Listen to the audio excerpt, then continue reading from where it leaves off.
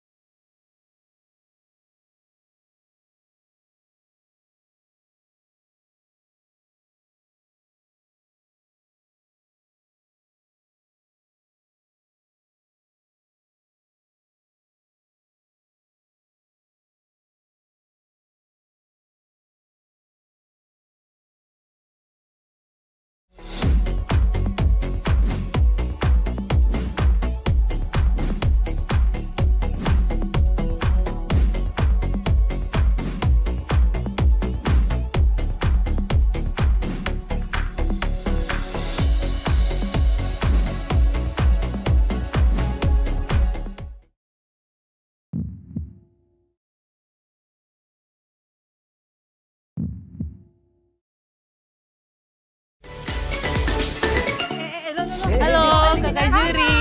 Wah, belum disuruh pulang udah mau pulang. Kamu Ini kabur oleh-oleh, dari Kak. rumah ya? Ini oleh-oleh. Oleh. Oleh-oleh Apa? bawa koper. Iya. Apa itu? Ini makanan khas dari Kabupaten Alor. Wow. Alur Saya mau tuh? kasih kakak Judika. Oh iya. Saya fans sekali nih Terima kakak. kasih. Alur tempatnya Amnes ya? Iya. Iya tuh. Oh, Apa itu? Kue rambut kakak. Oh, Rambut.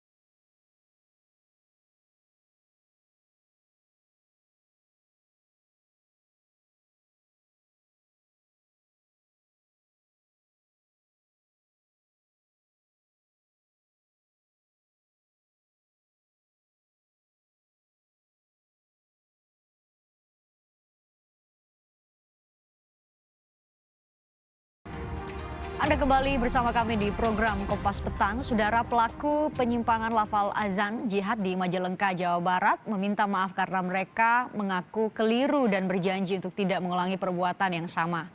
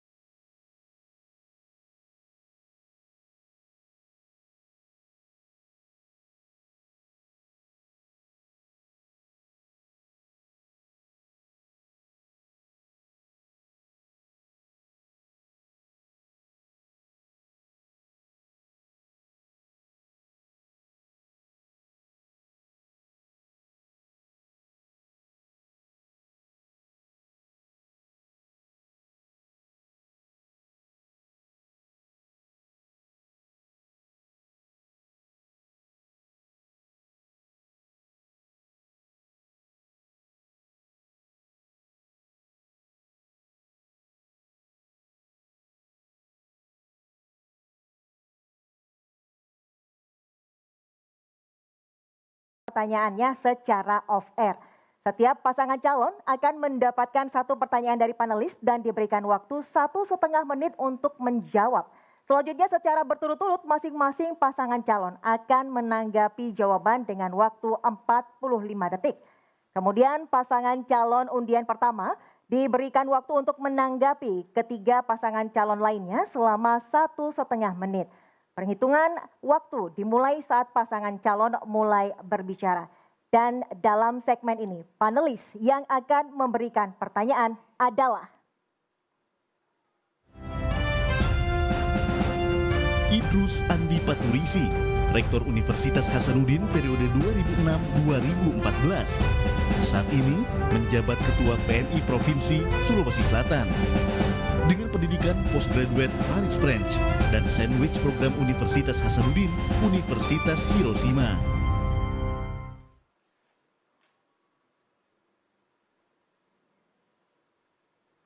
Baik pemirsa dan hadirin sekalian, langsung saja sesuai dengan pengundian yang telah dilakukan secara off-air tadi. Pasangan calon undian pertama yakni pasangan calon nomor urut 4 dengan pertanyaan dari amplop C yang sudah tersedia di sebelah saya.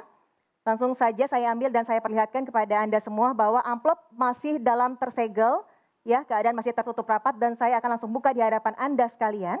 Ini merupakan pertanyaan untuk paslon nomor 4. Mohon disimak baik-baik pertanyaannya terkait dengan COVID-19, kebijakan dari COVID-19.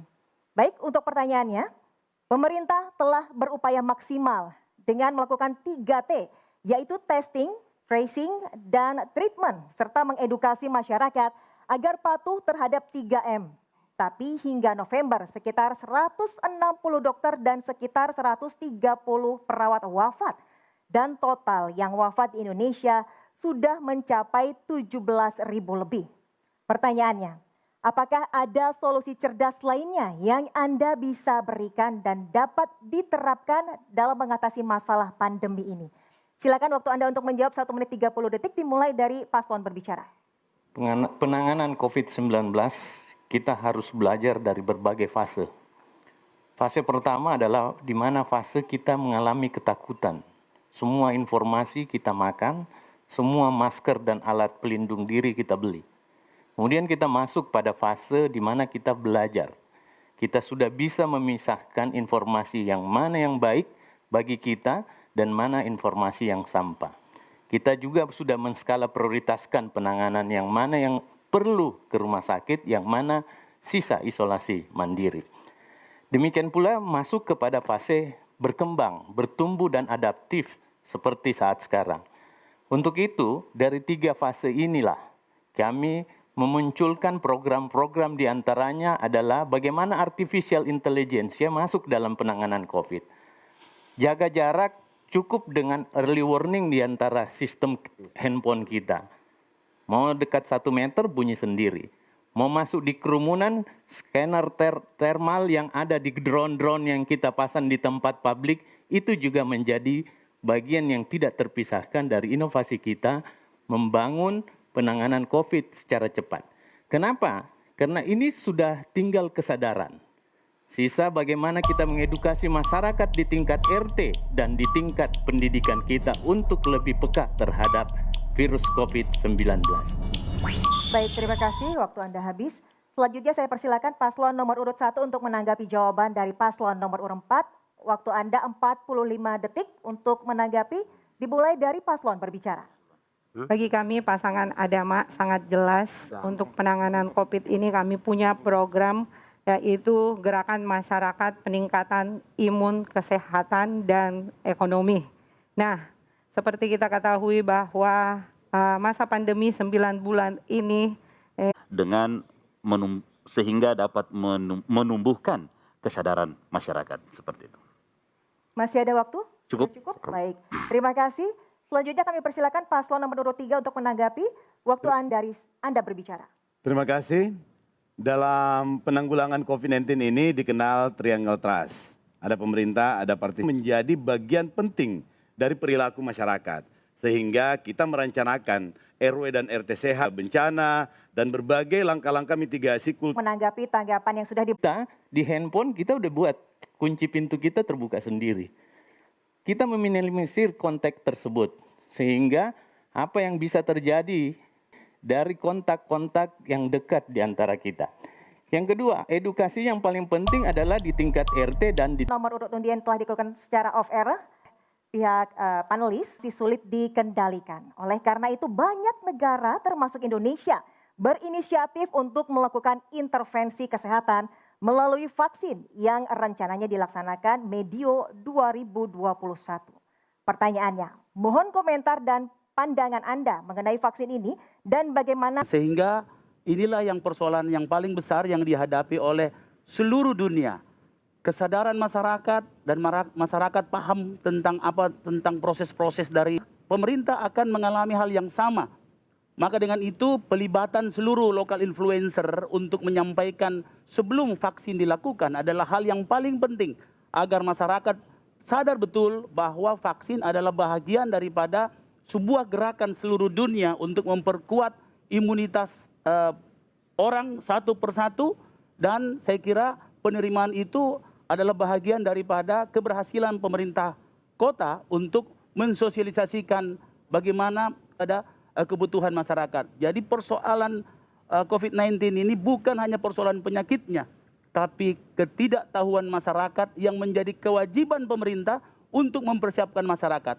Artinya bagaimana kita akan vaksinasi massal seperti hari ini dimulai. Satu, karena saya baca rekomendasi Kemenkes itu hanya ada 3 masker yang direkomendasikan, yakni N95, kemudian masker bedah dan tentunya masker kain. Saya melihat di Makassar masih dibagi maskernya paslon 1 yang mirip seperti ini. Ini sama sekali tidak direkomendasikan, Pak. Kalau dipakai ini dia punya pori-pori terbuka sehingga dropletnya bisa tembus. Saya kira minta tanggapannya, Pak Paslon 01. Baik, terima kasih Paslon nomor urut 2. Silakan Paslon nomor urut 3 untuk menanggapi. Waktu Anda 45 detik dimulai saat Anda berbicara. Terima kasih. Kami menganggap bahwa vaksin itu adalah hak asasi seluruh bangsa, seluruh anak bangsa. Oleh karena itu proses vaksinasi itu tidak boleh lagi ada yang sifatnya selektif. Pemerintah mesti menjamin semua warga Kota Makassar dan kita berharap seluruh Indonesia mendapatkan haknya untuk mendapatkan vaksinasi pada poin dan kesempatan pertama. Dilan, insya Allah akan memastikan semua warga Makassar mendapatkan kesempatan pertama untuk divaksinasi. Apa yang akan dilakukan oleh Paslon 1 untuk memastikan semua warga mendapatkan hak asasinya untuk menerima vaksinasi. Terima kasih. Terima kasih Paslon nomor urut 3. Silakan Paslon nomor urut 4 untuk menanggapi. Waktu Anda 45 detik dimulai saat Paslon berbicara. Jadi tadi Pak Dhani sempat menyinggung tentang vaksinasi. Insya Allah tahun depan pun juga Indonesia yang katanya akan diberikan vaksinasi untuk warga Indonesia. Nah, sendirinya di Kota Makassar, Pak Dhani, kira-kira siapa yang akan menerima vaksin pertama di Makassar begitu kita menjadi pemimpin? Apakah wali kotanya dan wakil wali kotanya pertama atau siapa yang berhak pertama menerima vaksin tersebut? Dan juga bagaimana caranya supaya masyarakat tetap sehat dan ekonomi bukannya tambah buruk tetapi harus malah semakin baik ke depannya, Pak Dhani. Solusinya apa, Pak Dhani? Sudah cukup? Baik, terima kasih Paslon nomor urut 4. Selanjutnya silakan Paslon nomor urut 1 untuk menanggapi tanggapan dari Paslon nomor urut 2, 3, dan 4. Waktu Anda 1 menit 30 detik dimulai saat Paslon berbicara. Terima kasih Pak Rahman Bando, Pak Ical, dan Pak Sundung. Persoalan masker, himbauan pemerintah soal masker adalah mari pakai masker. Tidak ada dibilang mari pakai masker seperti itu. Itu soal kualitas saja. Jadi yang penting adalah sosialisasi pakai masker. Nanti kalau kita tukar masker yang lebih baik, saya kira itu tidak ada masalah. Nah, maka dengan itu jangan dibelok-belokkan ini masalah. Karena yang inti adalah kesadaran masyarakat pakai masker. Bukan seperti pakai maskernya nomor 2 misalnya. Tapi pakai masker, tidak ada dibilang bahwa pakai masker seperti apa.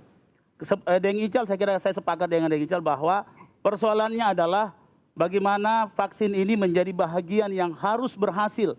Sebuah kata keberhasilan untuk vaksinasi inilah tentunya ditentukan dengan bagaimana cara kerja pemerintah untuk meyakinkan masyarakat banyak. Kemudian dari Dinda Sunung, dari mana kita mulai? Saya kira adalah dari orang yang paling rentan terhadap COVID ini. Orang-orang rentan itulah orang-orang yang kita harus mendeteksi di bawah. Maka kami dari dulu kami sudah punya smart RT RW.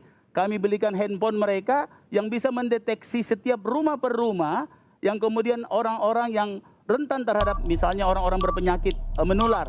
Nah, kita mulai dari seperti itu. Bukan mulai dari wali kotanya atau orang-orang elit, tapi kita mulai dari orang yang paling membutuhkan.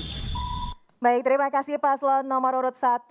Langsung saja kita lanjutkan ke nomor undian berikutnya, yaitu pasangan calon nomor urut 3 ya, dengan pertanyaan dari amplop B.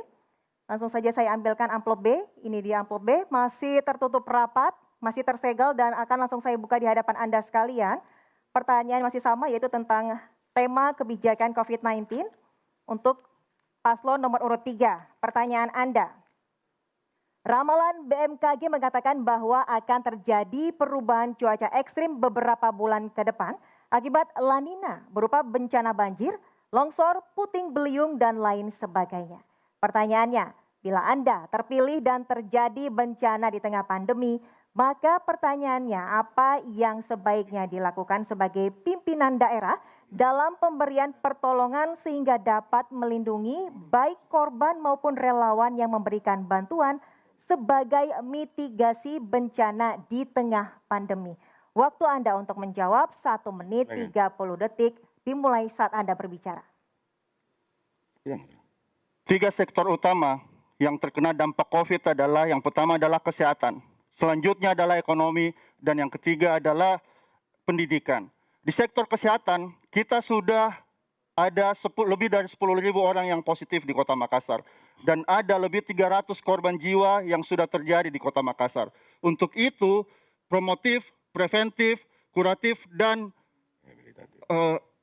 rehabilitatif sangat penting digunakan untuk mencegah COVID-19 dengan tujuan yaitu pertama mengawasi infeksi virus COVID itu sendiri, mengawasi sumber-sumber infeksi. Yang kedua adalah menahan laju infeksi COVID. Yang ketiga adalah mencegah infeksi baru yang terjadi di COVID-19 itu sendiri. Sehingga program kami, Sidora, bahkan memberikan pelayanan itu ke masyarakat sampai tingkat RW, berkolaborasi dengan masyarakat, kelompok masyarakat dan lokal influencer untuk memberikan edukasi yang baik terhadap masyarakat.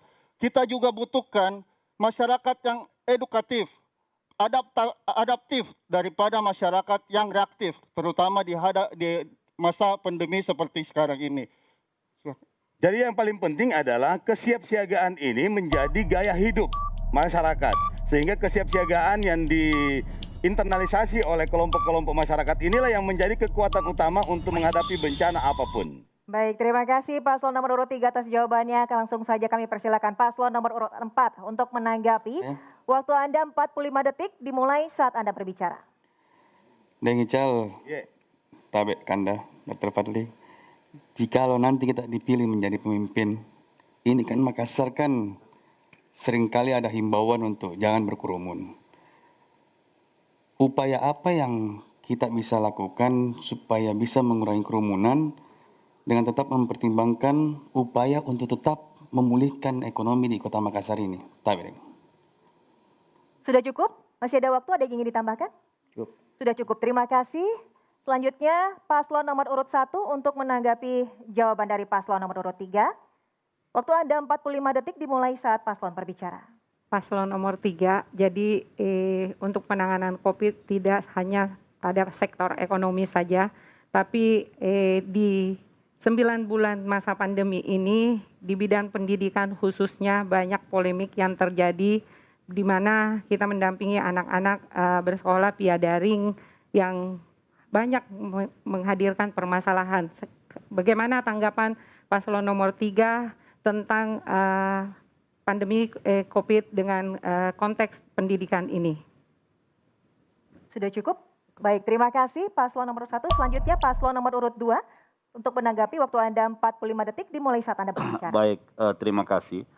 Sebagai pasangan calon yang setiap hari kita turun ke warga masyarakat, berjumpa dengan masyarakat, dan kita sangat mengharapkan di masa pandemi ini kita bisa melakukan sesuatu yang baik kepada masyarakat, memberikan edukasi dan memberikan harapan-harapan terhadap apa yang akan kita lakukan di masa pandemi ini.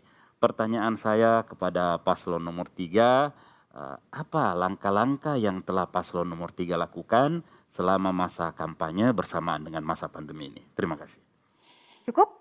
Baik, terima kasih paslon nomor urut 2. Silakan paslon nomor urut 3 untuk kembali menanggapi. Waktu Anda 1 menit 30 detik dimulai saat paslon berbicara. Terima kasih tanggapannya semua. Yang pasti beberapa bulan bahkan 1 tahun terakhir ini kami berdua, selain dalam kapasitas kami sebagai calon wali kota dan wakil wali kota, dalam kapasitas yang lain juga kami telah turun.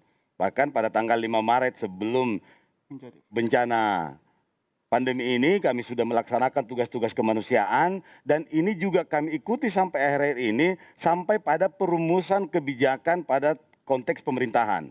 Kami mempelajari bagaimana PP 64 tahun 2020 tentang penyusunan APBD tahun 2021 ini wajib kami lakukan adaptasi untuk memastikan semua dampak COVID ini bisa teridentifikasi, bisa direinterpretasi dan reinvestigasi untuk memastikan terjadi proses retrofitting masyarakat sehingga adaptif dengan situasi ini. Sehingga mulai dari hulu sampai hilirnya insya Allah dibuatkan kebijakan dalam konteks pemerintahan untuk memastikan masyarakat siap untuk tetap produktif di era pandemi. Pasangan nomor 4, Bro Sunun, kami ada namanya Dilanovation COVID-19 berupa aplikasi yang berbasis artificial intelligence yang bisa memberikan tanda-tanda yang seperti tadi dijelaskan oleh Kak None pasangan urut nomor 4. Untuk pasangan nomor urut 1, di dalam pendidikan kami bakalan memberikan wifi gratis untuk tiap RT nanti ke depan. Terima kasih banyak. Baik, terima kasih untuk paslon nomor urut 3. Langsung saja selanjutnya yaitu paslon nomor urut 2 untuk menjawab pertanyaan terakhir yang ada di amplop, yaitu di amplop D. Saya perlihatkan kepada Anda bahwa amplop masih dalam keadaan tersegel, masih tertutup rapat, dan akan saya langsung buka di hadapan Anda sekalian. Pertanyaan untuk paslon nomor urut 2. Pertanyaannya adalah, baik, mohon maaf. Ya, Menteri Pendidikan dan Kebudayaan merencanakan untuk sekolah memulai pendidikan tatap muka pada Januari 2021. Pertanyaannya, melihat kondisi di Sulsel, khususnya di Makassar, di mana kasus baru COVID-19 masih fluktuatif, apakah usulan ini dapat diterima atau ada pemikiran Anda yang dapat digunakan sebagai solusi mengatasi masalah ini? Silakan waktu Anda untuk menjawab 1 menit 30 detik dimulai saat paslon berbicara. Baik, terima kasih. Usulan terhadap pembukaan sekolah menjadi hal yang harus kita perhatikan dengan detail. Bagaimana anak-anak kita harus kembali ke sekolah dengan aman dan nyaman. Persoalan yang paling penting hari ini adalah bagaimana kita memulai membuka sekolah ini dengan sebuah sistem dan persyaratan yang harus benar-benar mengikuti protokoler COVID. Dan yang paling penting harus kita buka duluan adalah pendidikan dasar anak-anak kita. Anak-anak SD belum mengerti yang namanya virtual, Zoom dan sebagainya. Ini yang harus kita lakukan dulu. Kalau ini tidak terfasilitasi, anak-anak ini bisa mundur di dalam tahap pendidikan sampai 2-3 tahun ke belakang. Sehingga yang harus kita perhatikan benar-benar bagaimana kita merancang sebuah sistem yang paling baik demi keamanan, demi kesehatan, dan menjaga anak-anak kita untuk kembali ke sekolah. Kami salah satu pasangan calon yang mungkin begitu peduli terhadap yang namanya COVID di Kota Makassar ini. Kami punya yang namanya Duta Sehat, turun untuk membagi-bagikan 4 juta masker telah kami bagikan kepada seluruh warga Kota Makassar.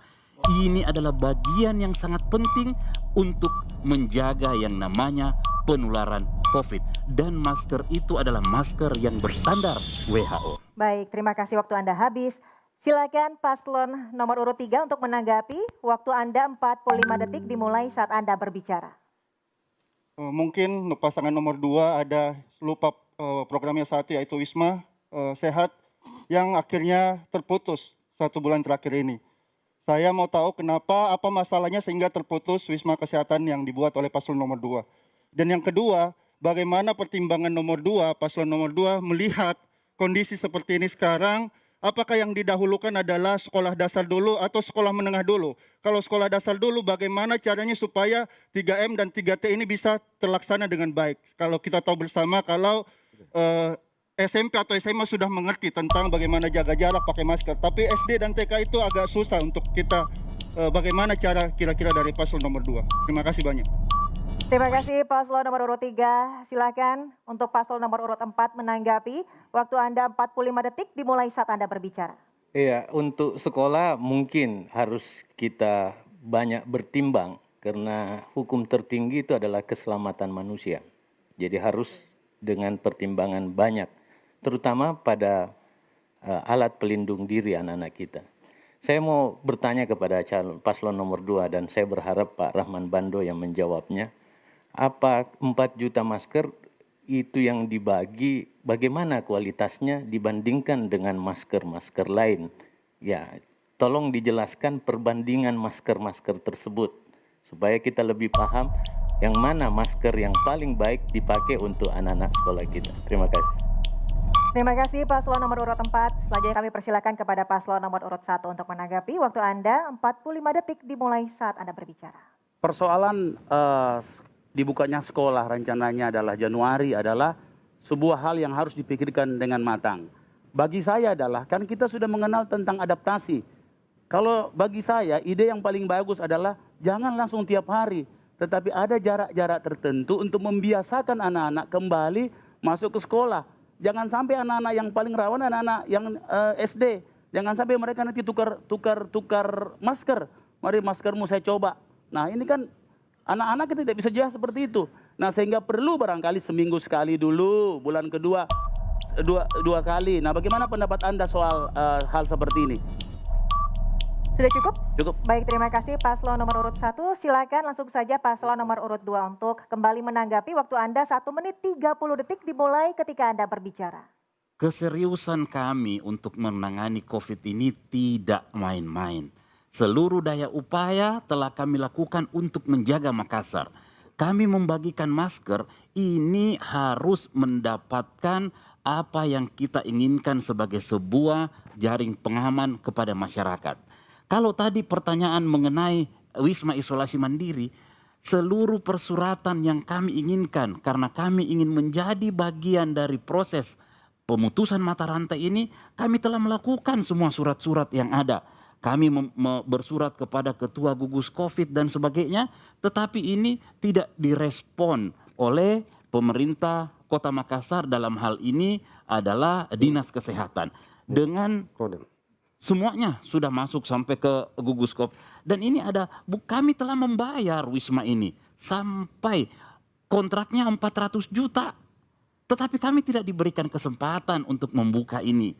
Sehingga di dalam proses ini kami melakukan hal yang lain yang bisa kita lakukan, bagaimana upaya memutus mata rantai ini, karena COVID bukan melulu hanya masalah kesehatan, tapi persoalan sosial ekonomi yang akan muncul di belakangnya juga bisa berakibat lebih fatal. Silakan Pak.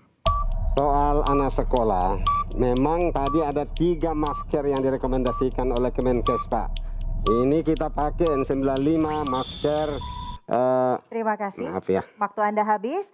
Boleh berikan tepuk tangan untuk seluruh pasangan calon. Baik pemirsa dan hadirin sekalian, usai jeda kami akan mengajak Anda untuk melihat pemaparan setiap pasangan calon dalam menjawab pertanyaan dari para panelis dan pasangan calon lainnya terkait komitmen penanganan penanggulangan narkoba. Untuk itu tetaplah bersama kami.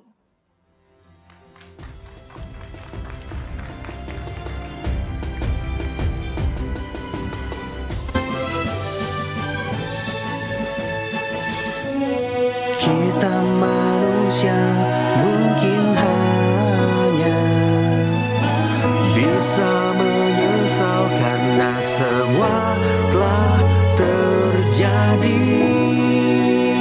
Itu yang harus dirawat Berbeda pilihan politik tak bukan alasan berpecah belah, apalagi saling bersih tegang. Ingat Ki, kondisi damai di Makassar jauh lebih penting dari apapun. Beda pilihan itu biasa, tapi kita punya tujuan yang sama. Membuat Makassar menjadi rumah yang nyaman bagi semua, melindungi semua, rumah yang menjamin kesetaraan dan membawa kesejahteraan bagi semua penghuninya. Berbagai noda pelanggaran cukup jadi sejarah. Praktek demokrasi di Makassar kini harus lebih baik. Kesuksesan Pilwali Makassar ada di tangan tak semua. Makassar rumah tak. Mari Ki jaga Makassar tak dengan ikut menciptakan pilkada damai dan semua aman. Mari Ki ke TPS tanggal 9 Desember. Pilwali Makassar 2020, pesta kita semua. Pada 9 Desember 2020, Makassar mengadakan pesta demokrasi. Ada sekitar ratusan ribu lebih anak muda Makassar terdaftar sebagai pemilih. Dan saya percaya, anak muda punya peran penting dalam membentuk Makassar. Jika ratusan ribu lebih anak muda bergerak secara kolektif dan memutuskan pilihannya secara kritis, saya yakin Makassar menjadi tempat kreativitas bertemu, menjadi tempat kolaborasi tumbuh. Makassar menjadi rumah yang menyenangkan, menjadi tempat pulang yang paling dirindukan. mungkin saat ini kita dibuat takut dengan COVID-19. Atau bahkan tidak senang dengan sistem pemilihan saat ini. Dengan segala tipu muslihat, money politics, propaganda adu domba, perpecahan, perbedaan hingga perbedaan diskriminasi. Lantas merasa lebih baik tidak ikut dalam sistem ini dengan cara tidak memilih. Sedikit suara yang kritis akan terbungkam. Tapi bagaimana dengan ratusan ribu lebih suara kritis yang bergerak secara kolektif? Ya, Makassar membutuhkan suara.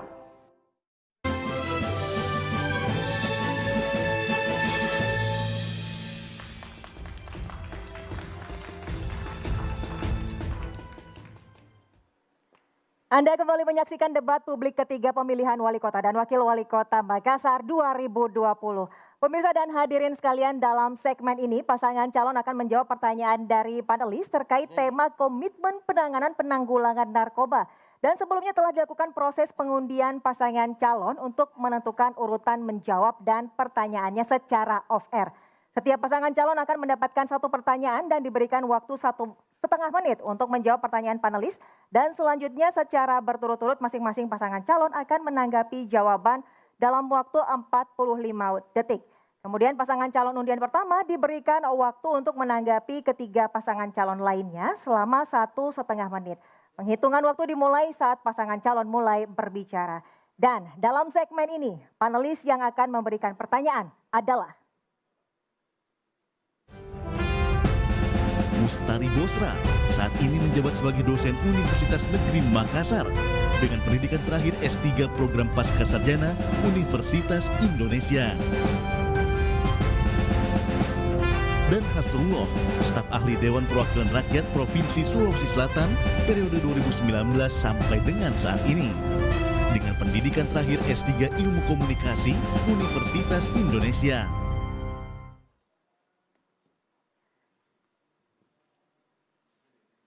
Baik pemirsa dan hadirin, sesuai dengan pengundian saat off-air, pertanyaan untuk pasangan calon undian pertama yakni pasangan calon nomor urut 3 dengan pertanyaan dari amplop B.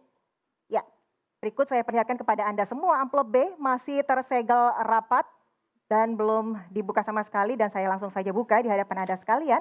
Pertanyaan untuk paslon nomor urut 3 adalah: masalah penyalahgunaan narkoba masih menjadi masalah penting di berbagai negara termasuk di Indonesia.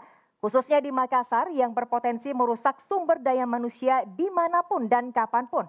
Yang menjadi masalah ialah masih maraknya peredaran dan perdagangan gelap narkoba.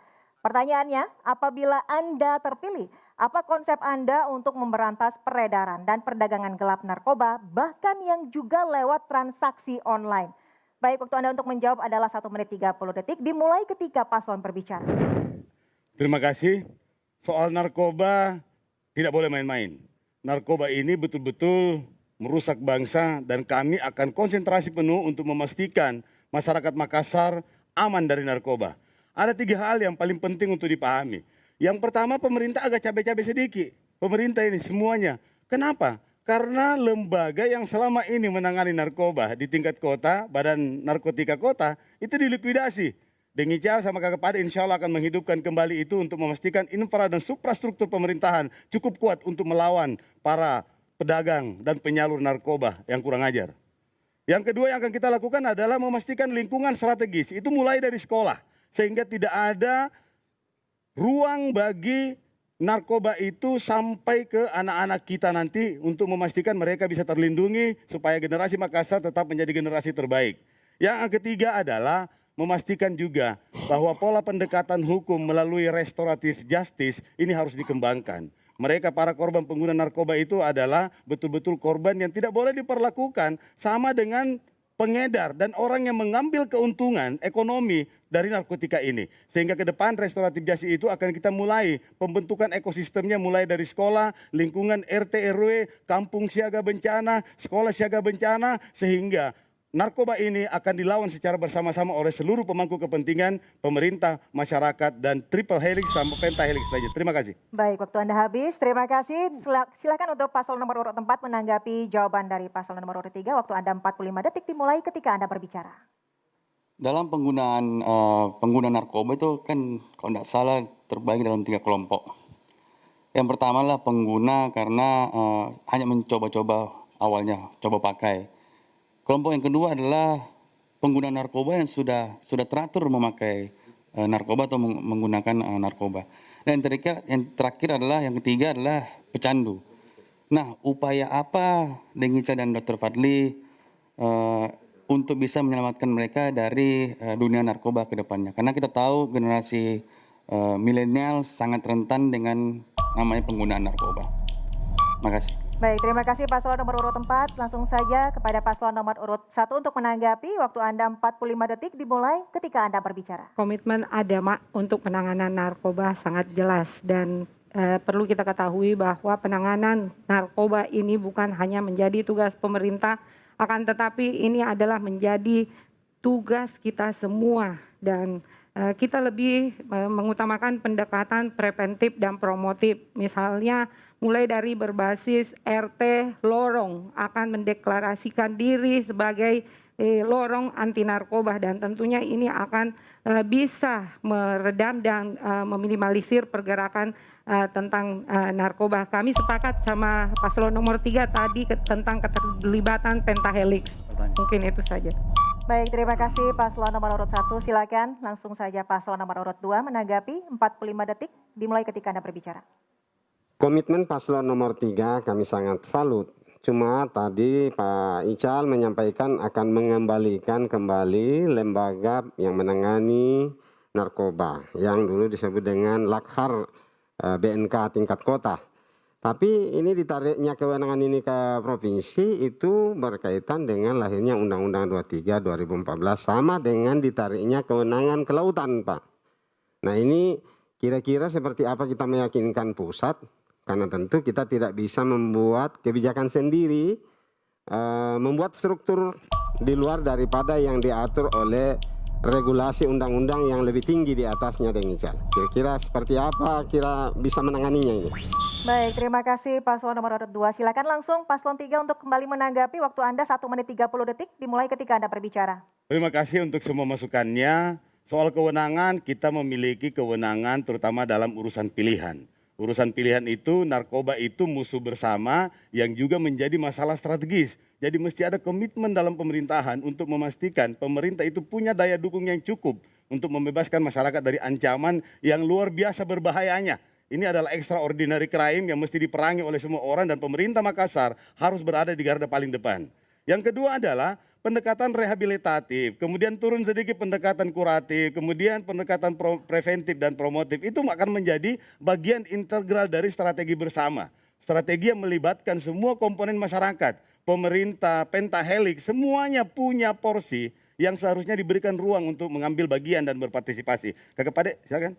Agar anak muda tidak gampang terkena narkoba, kita harus berikan ruang kreatif atau ruang produktif terhadap anak-anak muda. Karena dengan adanya ruang produktif kita berharap anak-anak muda ini memikirkan yang terbaik-baik, tidak melakukan hal-hal yang buruk. Dan narkoba ini masuk karena anak-anak muda atau orang-orang yang kadang-kadang tidak produktif melakukan hal-hal seperti ini, seperti narkoba tersebut. Intinya, narkoba itu tidak boleh ada di bumi Makassar. Pemerintah dan seluruh komponen harus mengambil bagian supaya narkoba itu tidak ada tempat sesedikit pun di kota Makassar ini. Terima kasih.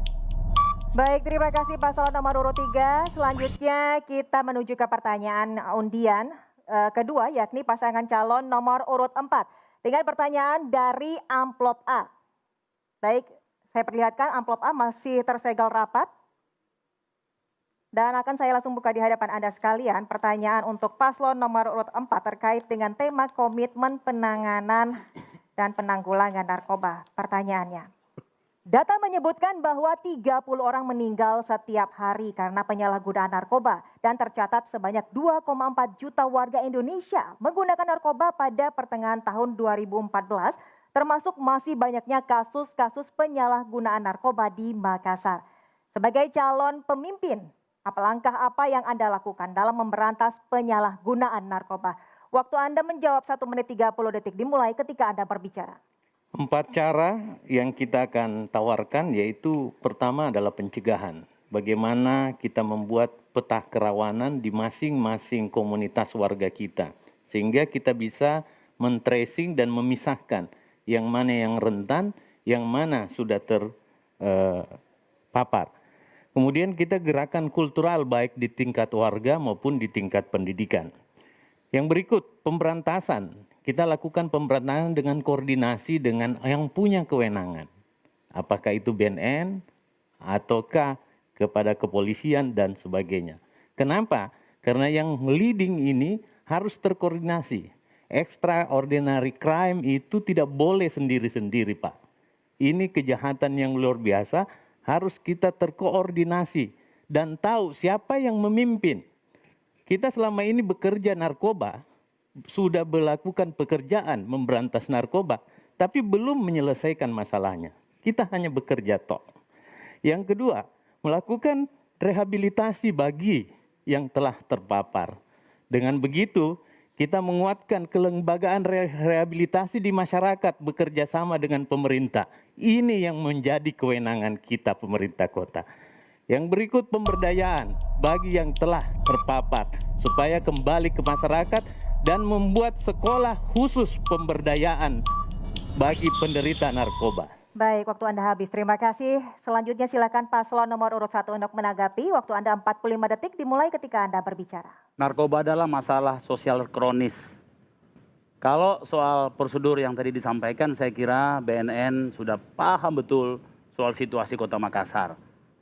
Bagi kita, insya Allah menjadi pemerintah kota, yang paling mengerikan adalah bagaimana mereka membiasakan narkoba ke anak-anak sekolah dengan membuat permen-permen yang dalam kadar rendah, kemudian ditingkatkan, berarti ini adalah by design. Nah, saya ingin tanggapan dari sahabat saya Pak Paslon 4 tentang hal ini. Terima kasih. Terima kasih Paslon 1.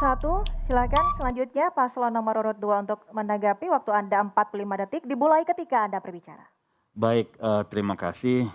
Saya sependapat sebenarnya dengan apa yang disampaikan oleh Paslon nomor 4.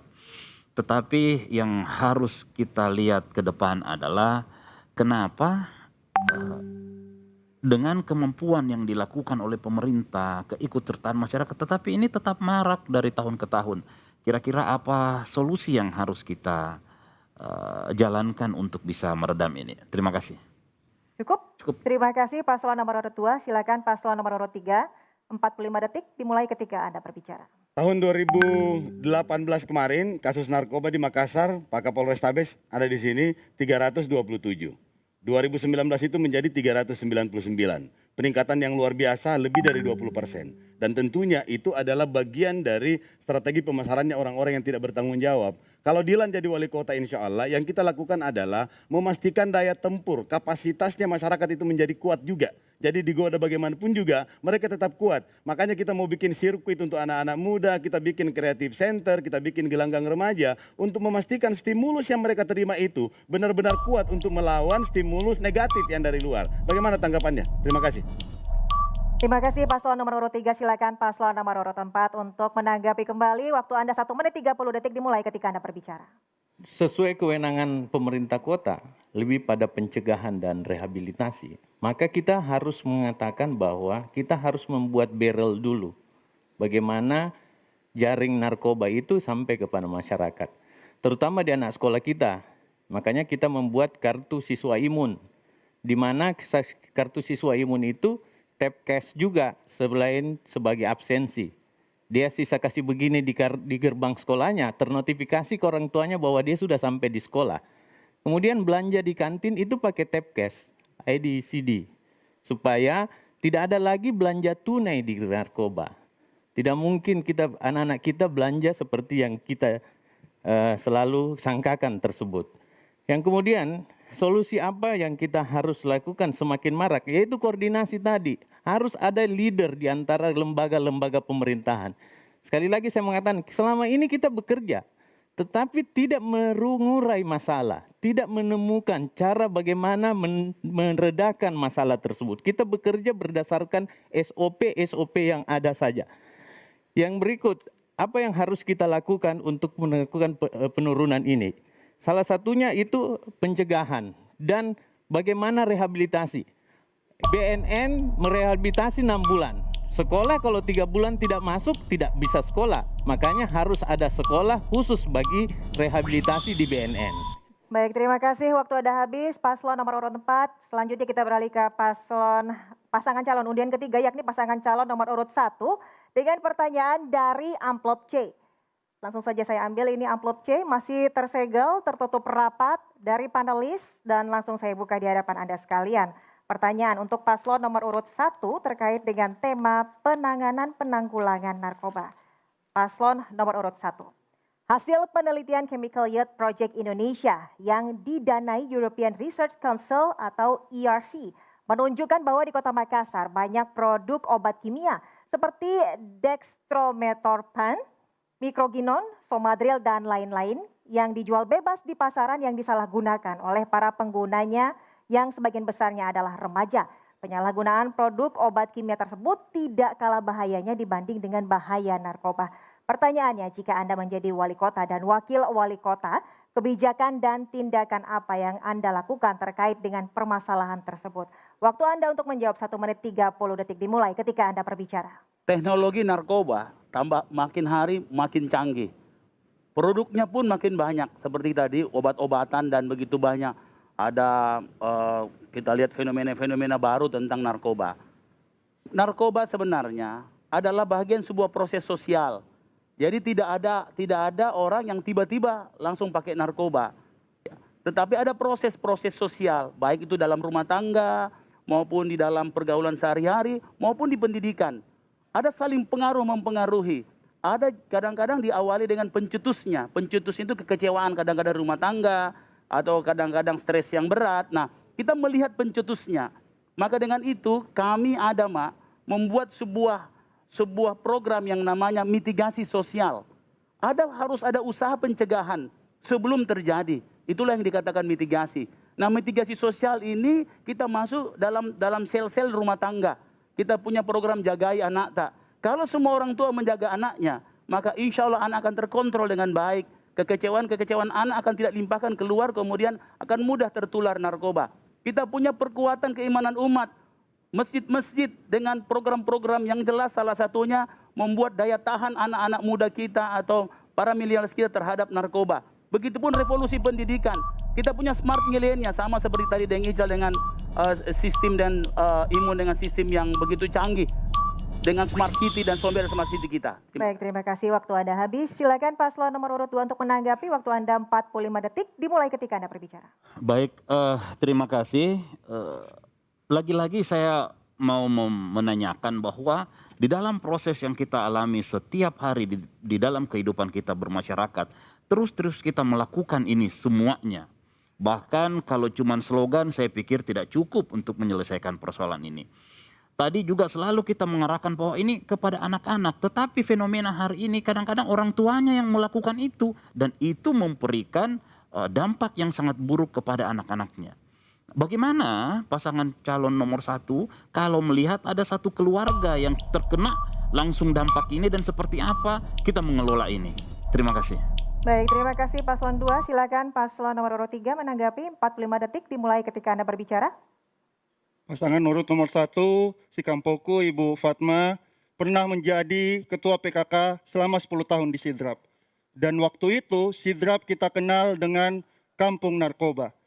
Kira-kira jika pasangan urut nomor 1 memimpin nanti ke depannya, apa kira-kira yang bisa dilakukan oleh pasangan urut nomor 1 supaya tidak terjadi lagi seperti kejadian di daerah kampung kita bersama. Terima kasih. Iya, yang dimaksud oleh Kakak Pade ini bagaimana kebijakan penanggulangan narkoba itu bukan hanya slogan tetapi oleh pemerintah langsung dilakukan, sekaligus juga pemerintah dan semua infrastruktur pemerintahan menjadi role model yang menjadi teladan bagi seluruh masyarakat Kota Makassar. Terima kasih, waktu Anda habis. Silakan Paslon nomor urut 4 untuk menanggapi. Waktu Anda 45 detik dimulai ketika Anda berbicara. Saat ini menurut data yang ada, pengguna narkoba di kalangan perempuan cukup tinggi. Kira-kira pandangan paslon nomor 1 khususnya Ibu Fatma menanggapi hal itu, apa yang bisa dilakukan untuk mengatasi itu tersebut? Terima kasih. Cukup, terima kasih Paslon nomor urut 4. Silakan untuk Paslon nomor urut 1 kembali menanggapi. Waktu Anda 1 menit 30 detik dimulai ketika Anda berbicara. Sekali lagi kasus narkoba ini adalah musuh untuk kita semua. Jadi seperti apa tadi yang disampaikan dari Kakak Pade bahwa soal narkoba di Kabupaten Sidrap yang itu menurut kami begini, kami selalu mengadakan pendekatan preventif yang humanis, di mana sekali lagi bahwa kita semua harus memulai bahwa narkoba ini musuh utama dari kita. Pemerintah hadir memberi ruang kepada anak muda sehingga anak muda kita ini bisa menyalurkan minat dan bakatnya sehingga bisa lebih produktif. Dan seperti pertanyaan dari paslon nomor 4 tentang perempuan yang terlibat narkoba, sekali lagi bahwa kami harus punya langkah konkret untuk proteksi mandiri mulai dari skop terkecil keluarga, menanamkan kepada keluarga bagaimana proteksi untuk anak-anak dan begitu juga pada kaum perempuan tentang bahaya narkoba, penyalahgunaan narkoba tersebut. Maka dengan itu kita punya program berlapis, bukan hanya menjaga keluarga, menjaga anak dengan jaga anak tak, perkuatan umat juga dari eksternal keluarga pun kita lapis. Karena ini menyangkut pengaruh. Siapa yang dipengaruhi akan mudah menularkan narkoba. Saya kira seperti itu. Terima kasih. Terima kasih Paslon nomor urut 1. Baik pemirsa, kita lanjutkan untuk undian terakhir yaitu pasangan calon nomor urut 2 dengan pertanyaan dari amplop D.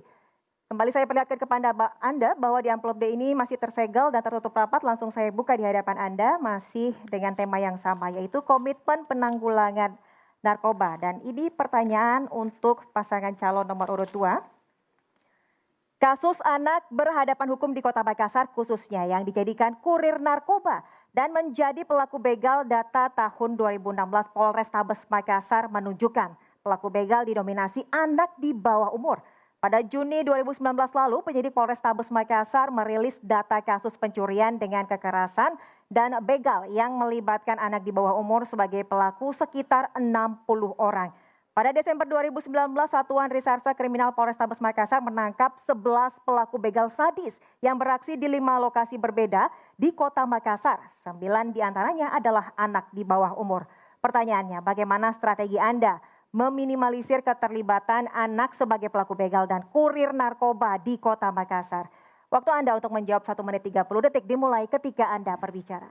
Baik, terima kasih. Ini menjadi persoalan kita yang ada di Makassar menyangkut masalah begal dan sebagainya. Tetapi yang paling penting, lagi-lagi saya menyampaikan bahwa slogan tidak cukup untuk menyelesaikan persoalan ini.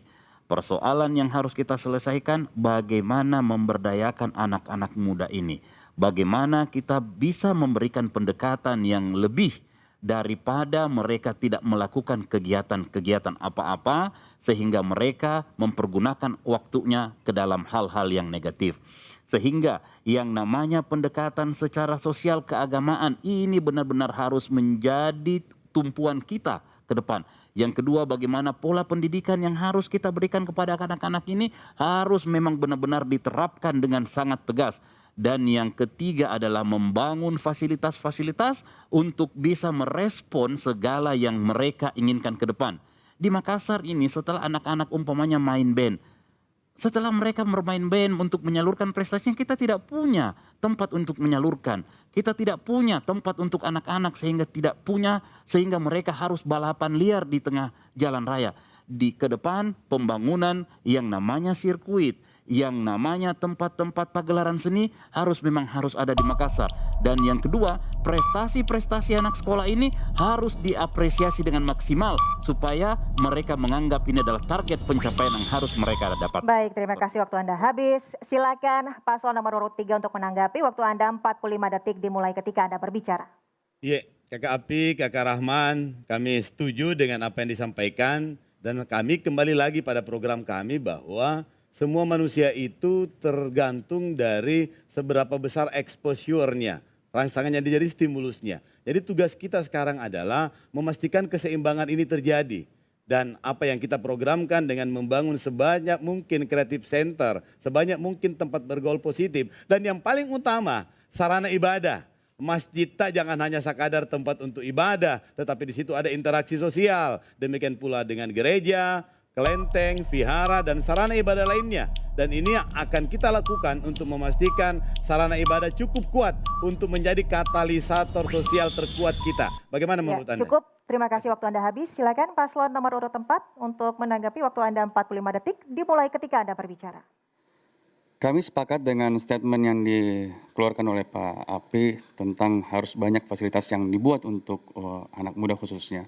Tetapi yang perlu kita ketahui juga bahwa tadi Mbak moderator yang cantik mengatakan bahwa banyaknya begal yang masih usia dini, usia muda di bawah umur, karena mungkin mereka bisa mengakses yang namanya lem dan juga daftar obat G. Mereka sangat mudah untuk mendapatkan tersebut. Nah, langkah-langkah apa paslon nomor 2 untuk mengantisipasi bagaimana caranya supaya anak-anak muda ini, apalagi khususnya di bawah usia muda, tidak bisa lagi mengakses yang namanya lem Ibon dan obat daftar G. Terima kasih.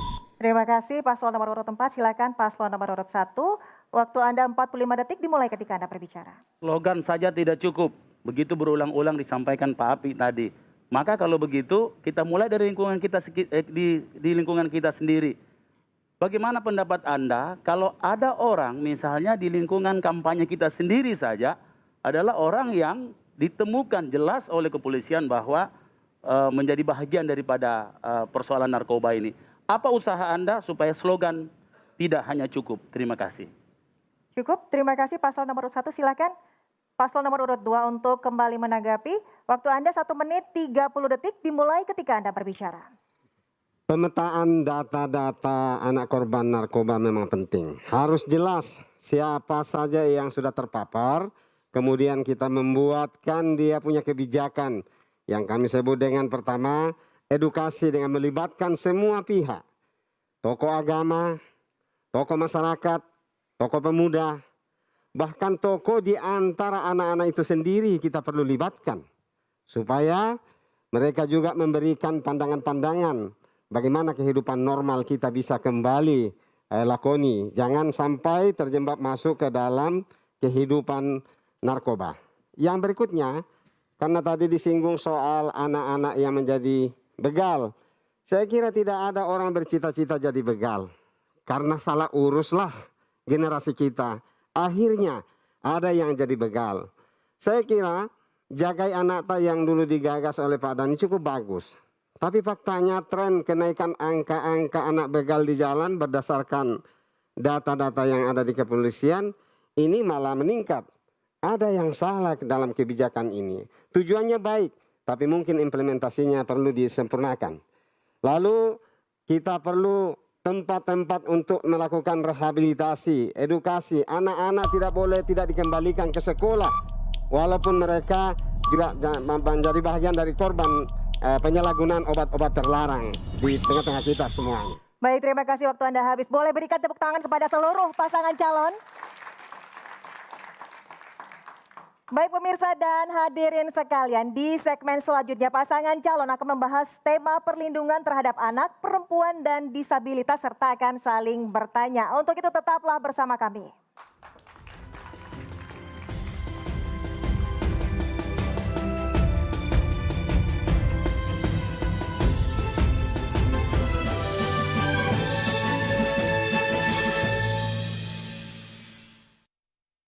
Hajatan politik Pilwali Makassar mencapai puncaknya pada 9 Desember 2020. Momentum warga Makassar menentukan siapa yang layak jadi pemimpin.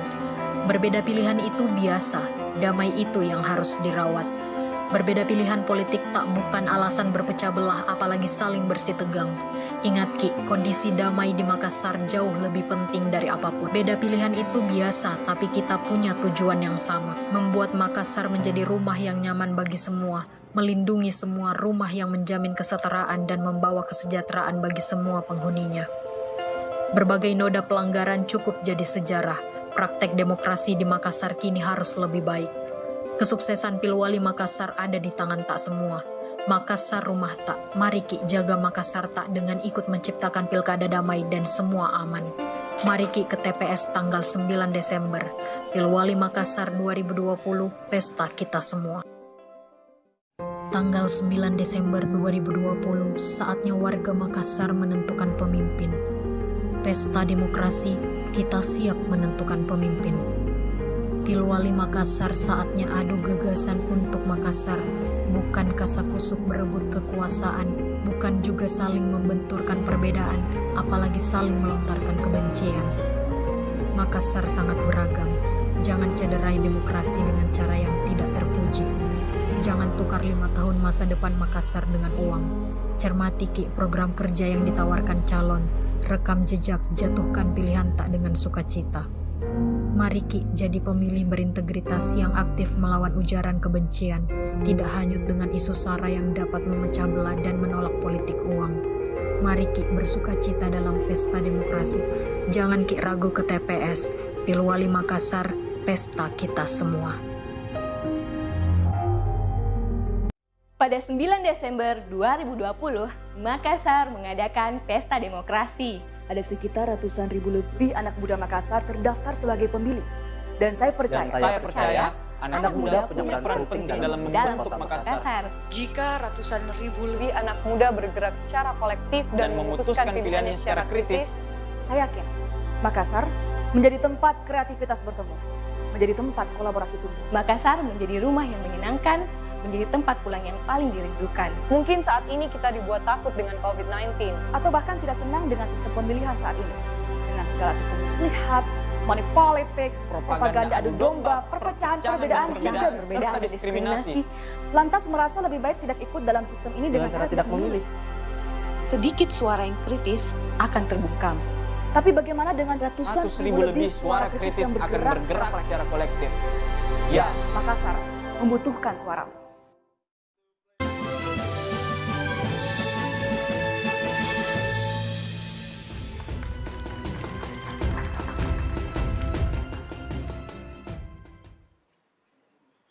Dari MNC Conference Hall Anda masih menyaksikan debat publik ketiga pemilihan wali kota dan wakil wali kota Makassar 2020.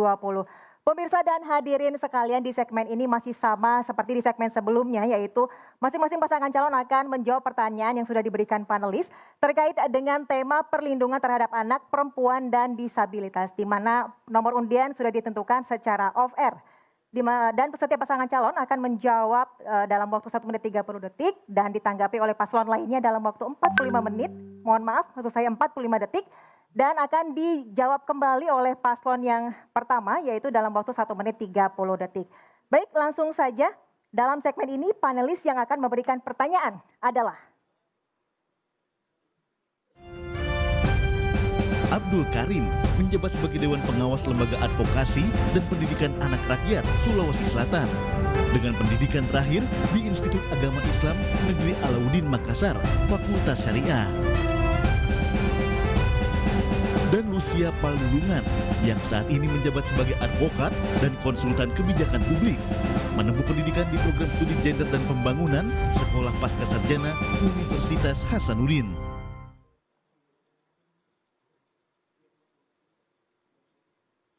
Baik pemirsa, untuk pasangan calon undian pertama yakni pasangan calon nomor urut 2 dengan pertanyaan dari amplop B. Berikut saya perlihatkan kepada Anda sekalian, amplop B masih tersegel dan tertutup rapat, akan saya langsung buka di hadapan Anda sekalian. Persoalan terkait dengan tema perlindungan terhadap anak, perempuan, dan disabilitas untuk paslon nomor urut 2. Baik.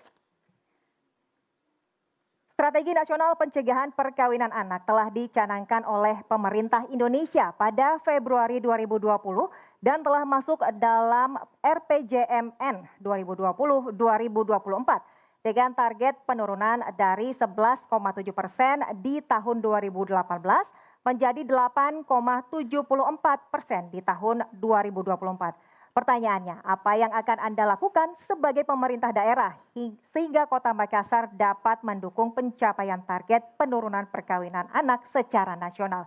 Waktu Anda untuk menjawab 1 menit 30 detik dimulai ketika Anda berbicara. Baik, jadi angka perkawinan dini atau perkawinan anak di bawah usia yang tadinya usia 16 tahun sekarang malah dinaikkan menjadi 19 tahun. Saya kira ini akan lebih meningkat lagi. Maka yang paling penting sekarang kita lakukan adalah bagaimana kita memberikan edukasi baik kepada orang-orang tua, kepada anak itu sendiri. Dan juga kalau perlu kita jadikan sebagai kurikulum di tingkat pendidikan dasar dan menengah. Baik itu menengah pertama maupun juga menengah atas. Hal ini penting karena anak-anak di bawah usia itu masih berada di tingkat sekolah. Baik itu tingkat dasar, menengah pertama maupun tingkat atas. Tetapi yang paling penting juga adalah bagaimana kegiatan-kegiatan kreativitas daripada remaja kita perlu tingkatkan. Di BKKBN ada namanya Bina Keluarga Remaja, ini perlu kita lanjutkan. Sayangnya kan sekarang BKKBN ini divertikalkan kembali. Sehingga pembinaan kepada anak-anak usia remaja ini perlu kita tambahkan dengan kegiatan-kegiatan produktif yang menyalurkan bakat-bakat mereka. Sehingga tidak banyak yang jatuh kepada pernikahan dini yang kita sebut dengan pernikahan anak di bawah umur. Yang sekarang trennya terus meningkat. Apalagi setelah ditingkatkan usianya menjadi 19 tahun. Ini akan lebih meningkat lagi. Baik, terima kasih, waktu Anda habis. Langsung saja paslon nomor urut 3 untuk menanggapi. Waktu Anda 45 detik. Dimulai ketika Anda berbicara. Salah satu dampak dari perkawinan anak adalah angka kematian ibu yang makin meningkat. Dengan adanya perkawinan anak, melahirkan usia remaja bisa menyebabkan angka kematian ibu makin meningkat dan mengalami kerusakan pada organ reproduksi ke depannya. Saya mau melihat bagaimana penanganan perkawinan anak tersebut untuk menghindari angka kematian ibu tersebut. Habis itu kalau habis angka kematian anak tinggi, angka kematian ibu, yang lebih parah lagi ini angka kematian anaknya. Dan itu adalah bagian dari resiko perkawinan anak yang mesti disiapkan. Kami juga merancang program untuk membuat program anak angkat, bapak angkat untuk mereka anak-anak yang terancam tidak mampu memenuhi kebutuhannya sehingga. Baik, terima kasih, cukup waktu Anda sudah habis. Langsung saja paslon nomor urut 4 untuk menanggapi. Waktu Anda 45 detik dimulai ketika Anda berbicara. Tadi kan kita bicara tentang pencegahannya. Nah kalau sudah tak kalah istilahnya orang Makassar, apa yang dilakukan? Ya, cukup. Dan kita coba menghubungkan tentang living cost dari orang tua anak tersebut. Bagaimana relasi antara kejadian tersebut dengan kemampuan orang tua sebagai penyangga hidup anak tersebut. Demikian. Baik, terima kasih paslon nomor urut 4. Silakan untuk paslon nomor urut 1 menanggapi. Waktu Anda 45 detik dimulai ketika Anda berbicara. Perkawinan dini ini dilandasi dengan beberapa faktor, mulai dari faktor ekonomi, budaya, dan kesehatan.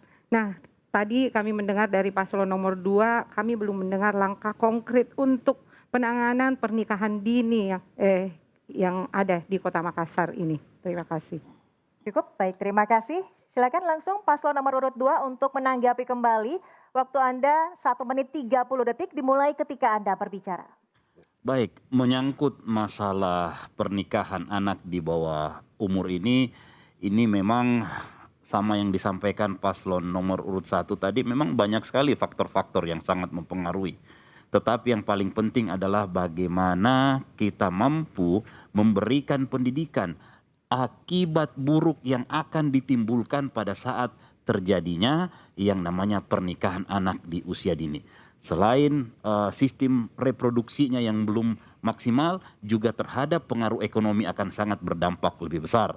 Nah, inilah yang harus ke depan terus kita berikan penguatan-penguatan supaya anak-anak ini tidak gampang juga untuk baru baku odo-odo mau menikah. Seperti itu barangkali. Bagaimana? Baco, lanjut. Saya tambahkan ya. Banyak anak-anak yang terpaksa menikah di usia dini itu berasal dari keluarga-keluarga yang broken home atau keluarga yang tidak harmonis. Oleh karena itu salah satu juga yang harus kita benahi ini adalah rumah tangga ini harus kita buat seharmonis mungkin dalam kota yang damai, tenang dan nyaman. Tetapi tidak ada keluarga yang nyaman kalau ekonominya morat-marit. Oleh karena itu pembenahan ekonomi juga penting untuk menangani persoalan ini karena banyak yang terpaksa menikah dini karena tuntutan ekonomi yang terpaksa mereka harus lakukan. Oke. Baik, terima kasih paslon nomor urut 2. Baik pemirsa, selanjutnya adalah undian kedua yakni pasangan calon nomor urut 3 dengan pertanyaan dari amplop C. Saya perlihatkan kepada amplop C masih dalam kondisi tersegel dan tertutup rapat. Langsung saja saya buka pertanyaan untuk paslon nomor urut 3. Terkait dengan tema perlindungan terhadap anak, perempuan, dan disabilitas.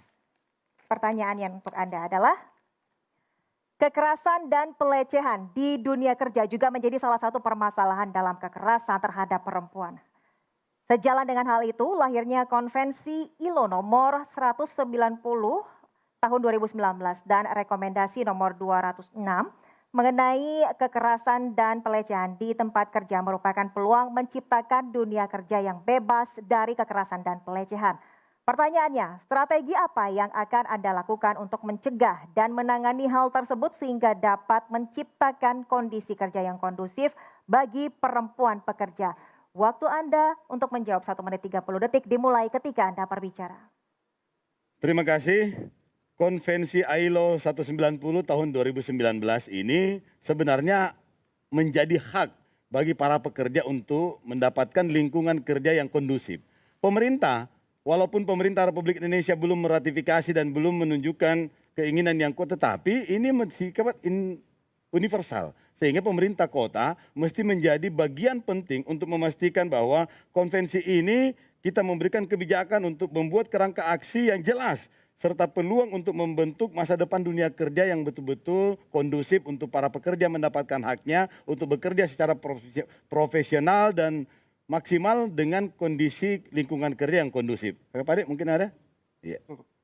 Kami juga ingin sampaikan bahwa kekerasan dalam lingkungan kerja ini menjaga tanggung jawab karena kultur kerja kita yang tidak terbentuk dengan maksimal. Oleh karena itu kita juga merancang program kita untuk memastikan semua lingkungan kerja di Kota Makassar, terutama entitas bisnis yang baru, kita akan berikan kesempatan minimal 30% untuk pekerja lokal.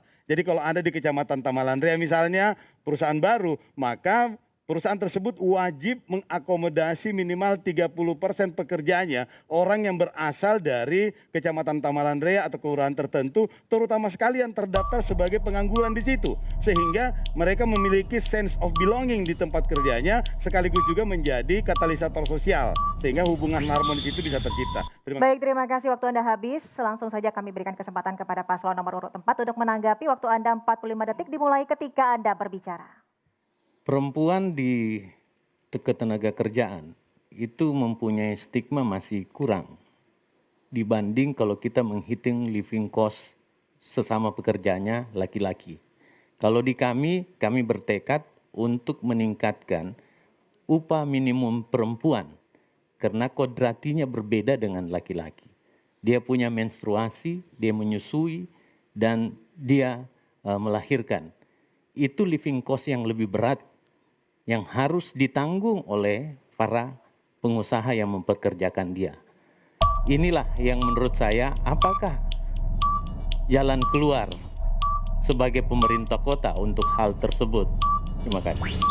Terima kasih. Paslon nomor urut 4, silakan. Paslon nomor urut 1 menanggapi. Waktu Anda 45 detik dimulai ketika Anda berbicara.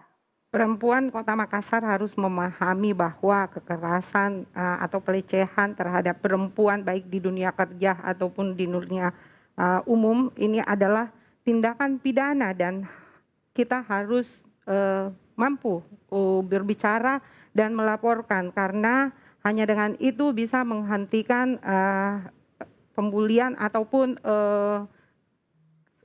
kekerasan seksual tersebut. Nah, kita harus memberi ruang seluas-luasnya seperti apa yang disampaikan tadi paslon nomor 4 bahwa stigma hari ini perempuan itu hanya berurusan dengan urusan rumah tangga saja, tapi menurut saya itu tidak tepat. Tapi perempuan harus diberi ruang lebih luas lagi. Terima kasih paslon nomor urut 1. Silakan paslon nomor urut 2 menanggapi. Waktu Anda 45 detik. Dimulai ketika Anda berbicara. Saya kira kekerasan seksual di tempat kerja perlu kita petakan apa yang menjadi faktor-faktor penyebab. Karena ada Ustadz bilang kalau dilihat barang bagus tidak dilihat. Ya, ini sehingga kira-kira di tempat kerja para pimpinan-pimpinan lembaga unit-unit kerja ini perlu memberikan menjadi teladan atau memberikan contoh-contoh dan regulasi, bahkan kalau bisa ada penegakan daripada aturan. Kita sudah jelas aturan-aturannya, tertib kerja, disiplin, semua kalau kita patuhi tidak akan ada terjadi kekerasan seksual di tempat kerja masing-masing. Terima kasih paslon 2. Silakan paslon nomor urut 3 untuk menanggapi kembali. Waktu Anda 1 menit 30 detik dimulai ketika Anda berbicara. Terima kasih. Jadi khusus untuk kekerasan terhadap perempuan terutama di dunia kerja adalah salah satu bentuk kekerasan domestik. Dan ini menjadi tanggung jawab bersama, mesti ada SOP dan standar. Bahwa di satu lingkungan sekolah, di satu lingkungan kerja, di satu lingkungan keluarga mesti mengadopsi standar yang adaptif terhadap bagaimana perkembangan global dan strategis, tetapi tetap juga aware dengan kultur masyarakat Bugis Makassarnya kita. Bugis Makassar Toraja Mandar itu terkenal dari dulu sebagai kultur budaya yang sangat menghargai si pakataunya, sangat menghargai teman kerjanya, sangat menghargai rekan-rekannya, saudara-saudaranya. Sehingga strategi nasional, terutama 5 strategi nasional ini mesti diadopsi menjadi strategi daerah. Kami ingin mengadakan rencana aksi daerah khusus untuk memastikan kekerasan domestik, terutama kekerasan domestik dalam rumah tangga itu tidak terjadi, sehingga budaya Bugis Makassar yang mengagungkan hubungan kultural yang harmonis dalam sebuah keluarga ini betul-betul diadapsi dan menjadi kebiasaan kita semuanya. Terima kasih. Cukup? Cukup. Baik, terima kasih paslon nomor urut 3 dan langsung saja pemirsa dan hadirin sekalian undian ketiga yaitu pasangan calon nomor urut 1 dengan pertanyaan dari amplop D. Berikut amplop D masih tersegel rapi dari panelis terkait dengan tema masih sama yaitu perlindungan terhadap anak, perempuan dan disabilitas. Pertanyaan untuk paslon nomor urut 1 adalah dalam Perda Kota Makassar nomor 6 tahun 2013 dan Peraturan Wali Kota nomor 61 tahun 2015 telah mengatur tentang pemenuhan hak-hak penyandang disabilitas. Namun sejauh ini penyediaan layanan publik yang responsif bagi disabilitas belum optimal. Pertanyaannya, strategi apa yang akan Anda lakukan untuk mengatasi hal tersebut sehingga pemerintah Kota Makassar dapat memenuhi hak warganya yang difabel? Waktu Anda untuk menjawab 1 menit 30 detik dimulai ketika Anda berbicara. Visi pasangan Adama sangat jelas, yaitu restorasi kota yang inklusif. Inklusif dalam artian nyaman untuk semua, baik itu kaum anak, perempuan maupun difabel. Jadi pada prinsipnya bahwa kami punya program, pemerintah sudah menghadirkan program Jagai Anak Tak misalnya untuk itu. Dan begitu juga dengan pembangunan pedestrian dan juga di era keberpihakan terhadap disabilitas ini banyak pencapaian yang telah didapatkan di era pemerintahan Pak Dani Pomanto. Mungkin ada tambahan Pak.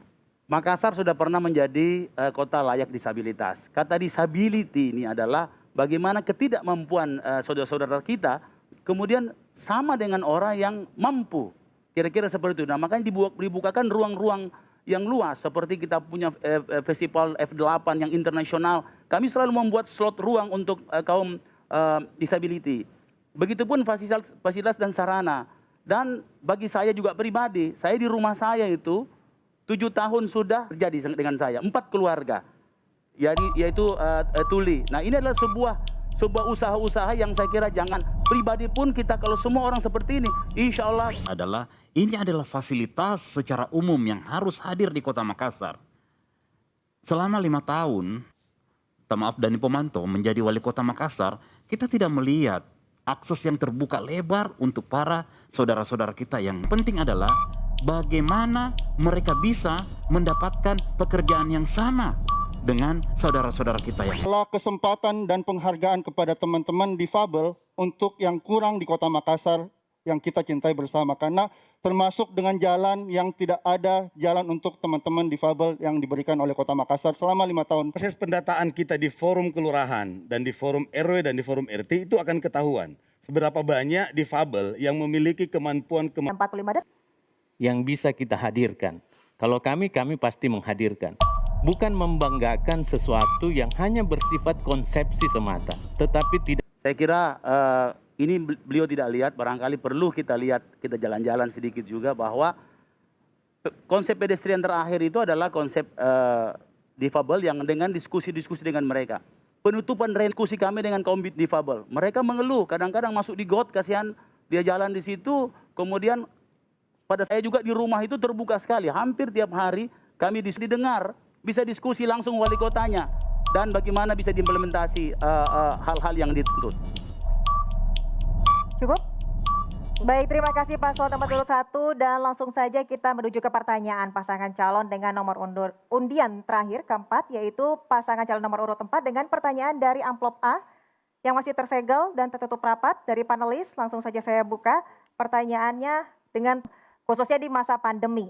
Salah satu problem dasar masyarakat adalah sulitnya akses terhadap pelayanan yang responsif bagi perempuan dan anak. Pertanyaannya, apa program strategis yang akan Anda lakukan dalam mengatasi permasalahan tersebut melalui program layanan yang terjangkau, berkualitas, dan berkelanjutan?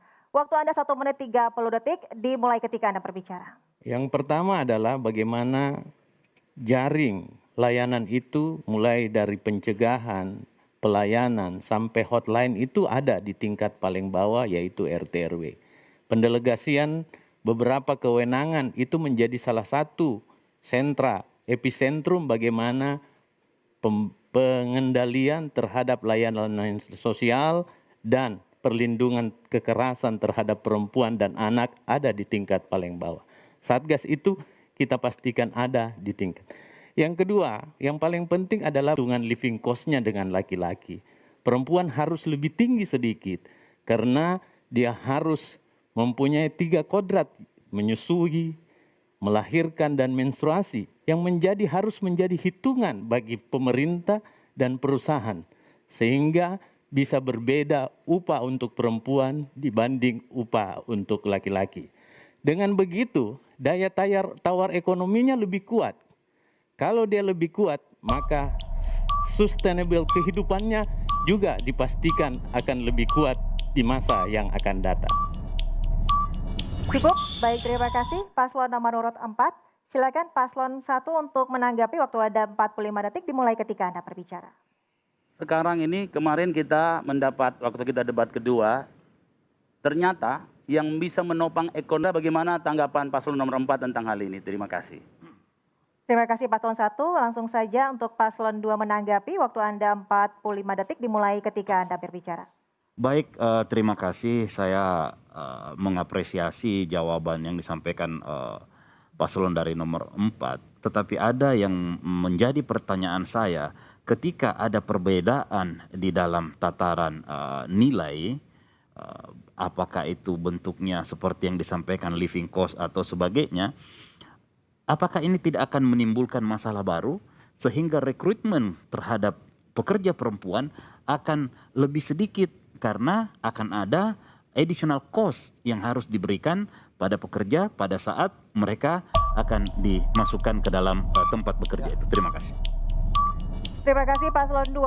Silakan Paslon nomor urut 3 untuk menanggapi. Waktu Anda 45 detik dimulai ketika Anda berbicara. Terima kasih, kami setuju dengan peningkatan living cost itu untuk perempuan, hidup perempuan. Tetapi yang paling penting adalah menjaga anak dan memelihara keluarga, mengembangkan nilai-nilai kultur keluarga, kemudian potensi-potensi mulai dari bikin kandre Jawa, kemudian jahit menjahit, kerajinan dan lain-lain. Inilah yang dieksplorasi, dilakukan pendampingan, kita buatkan namanya Bulurah, Badan Usaha Kelurahan. Sehingga potensi-potensi ini bermanfaat juga bagi keluarganya dan orang lain. Bagaimana menurut Anda? Baik, terima kasih Paslon 3, waktu Anda habis. Silakan Paslon 4 menanggapi kembali. Waktu Anda 1 menit 30 detik dimulai ketika Anda berbicara. Stereotip bahwa perempuan hanya sebagai ibu rumah tangga harus lebih di-value editkan sebagai kontribusi kehidupan, bukan hanya untuk rumah tangga. Untuk company, pemerintah juga dia hadir. Dan rasio jumlah, dari segi jumlah saja rasio memungkinkan dia mendapatkan porsi yang lebih besar. Apalagi ini kodrati, milik Tuhan yang diberikan kepada perempuan.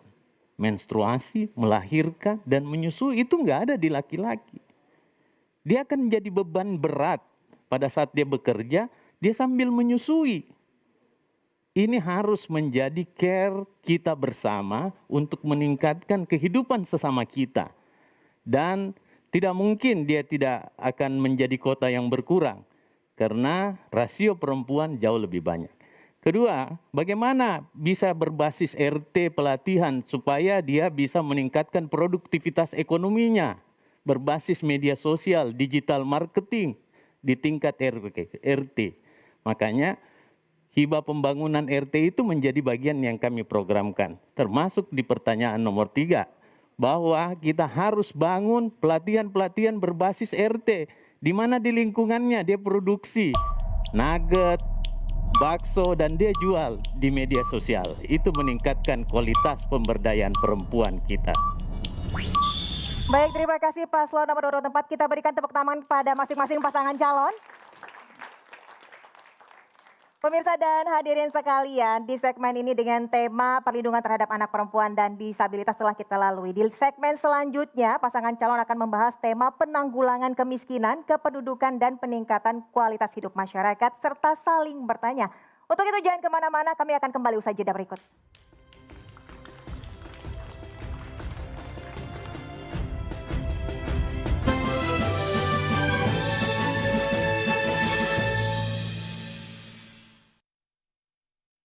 Tanggal 9 Desember 2020, saatnya warga Makassar menentukan pemimpin.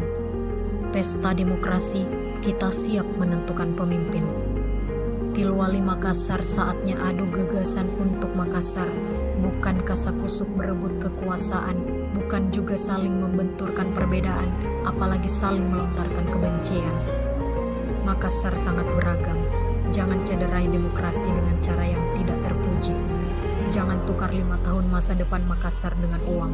Cermati Ki program kerja yang ditawarkan calon. Rekam jejak, jatuhkan pilihan tak dengan sukacita. Mari Ki jadi pemilih berintegritas yang aktif melawan ujaran kebencian. Tidak hanyut dengan isu sara yang dapat memecah belah dan menolak politik uang dalam pesta demokrasi. Jangan Ki ragu ke TPS. Pilwali Makassar, pesta kita semua. Pada 9 Desember 2020, Makassar mengadakan Pesta Demokrasi. Ada sekitar ratusan ribu lebih anak muda Makassar terdaftar sebagai pemilih. Dan saya percaya, anak muda punya peran penting dalam membentuk Makassar. Jika ratusan ribu lebih anak muda bergerak secara kolektif dan memutuskan pilihannya secara kritis, saya yakin Makassar menjadi tempat kreativitas bertemu, menjadi tempat kolaborasi tumbuh. Makassar menjadi rumah yang menyenangkan, menjadi tempat pulang yang paling dirindukan. Mungkin saat ini kita dibuat takut dengan COVID-19, atau sedikit suara yang kritis akan terbungkam. Tapi bagaimana dengan ratusan ribu lebih suara kritis yang bergerak secara kolektif? Ya, Makassar membutuhkan suara.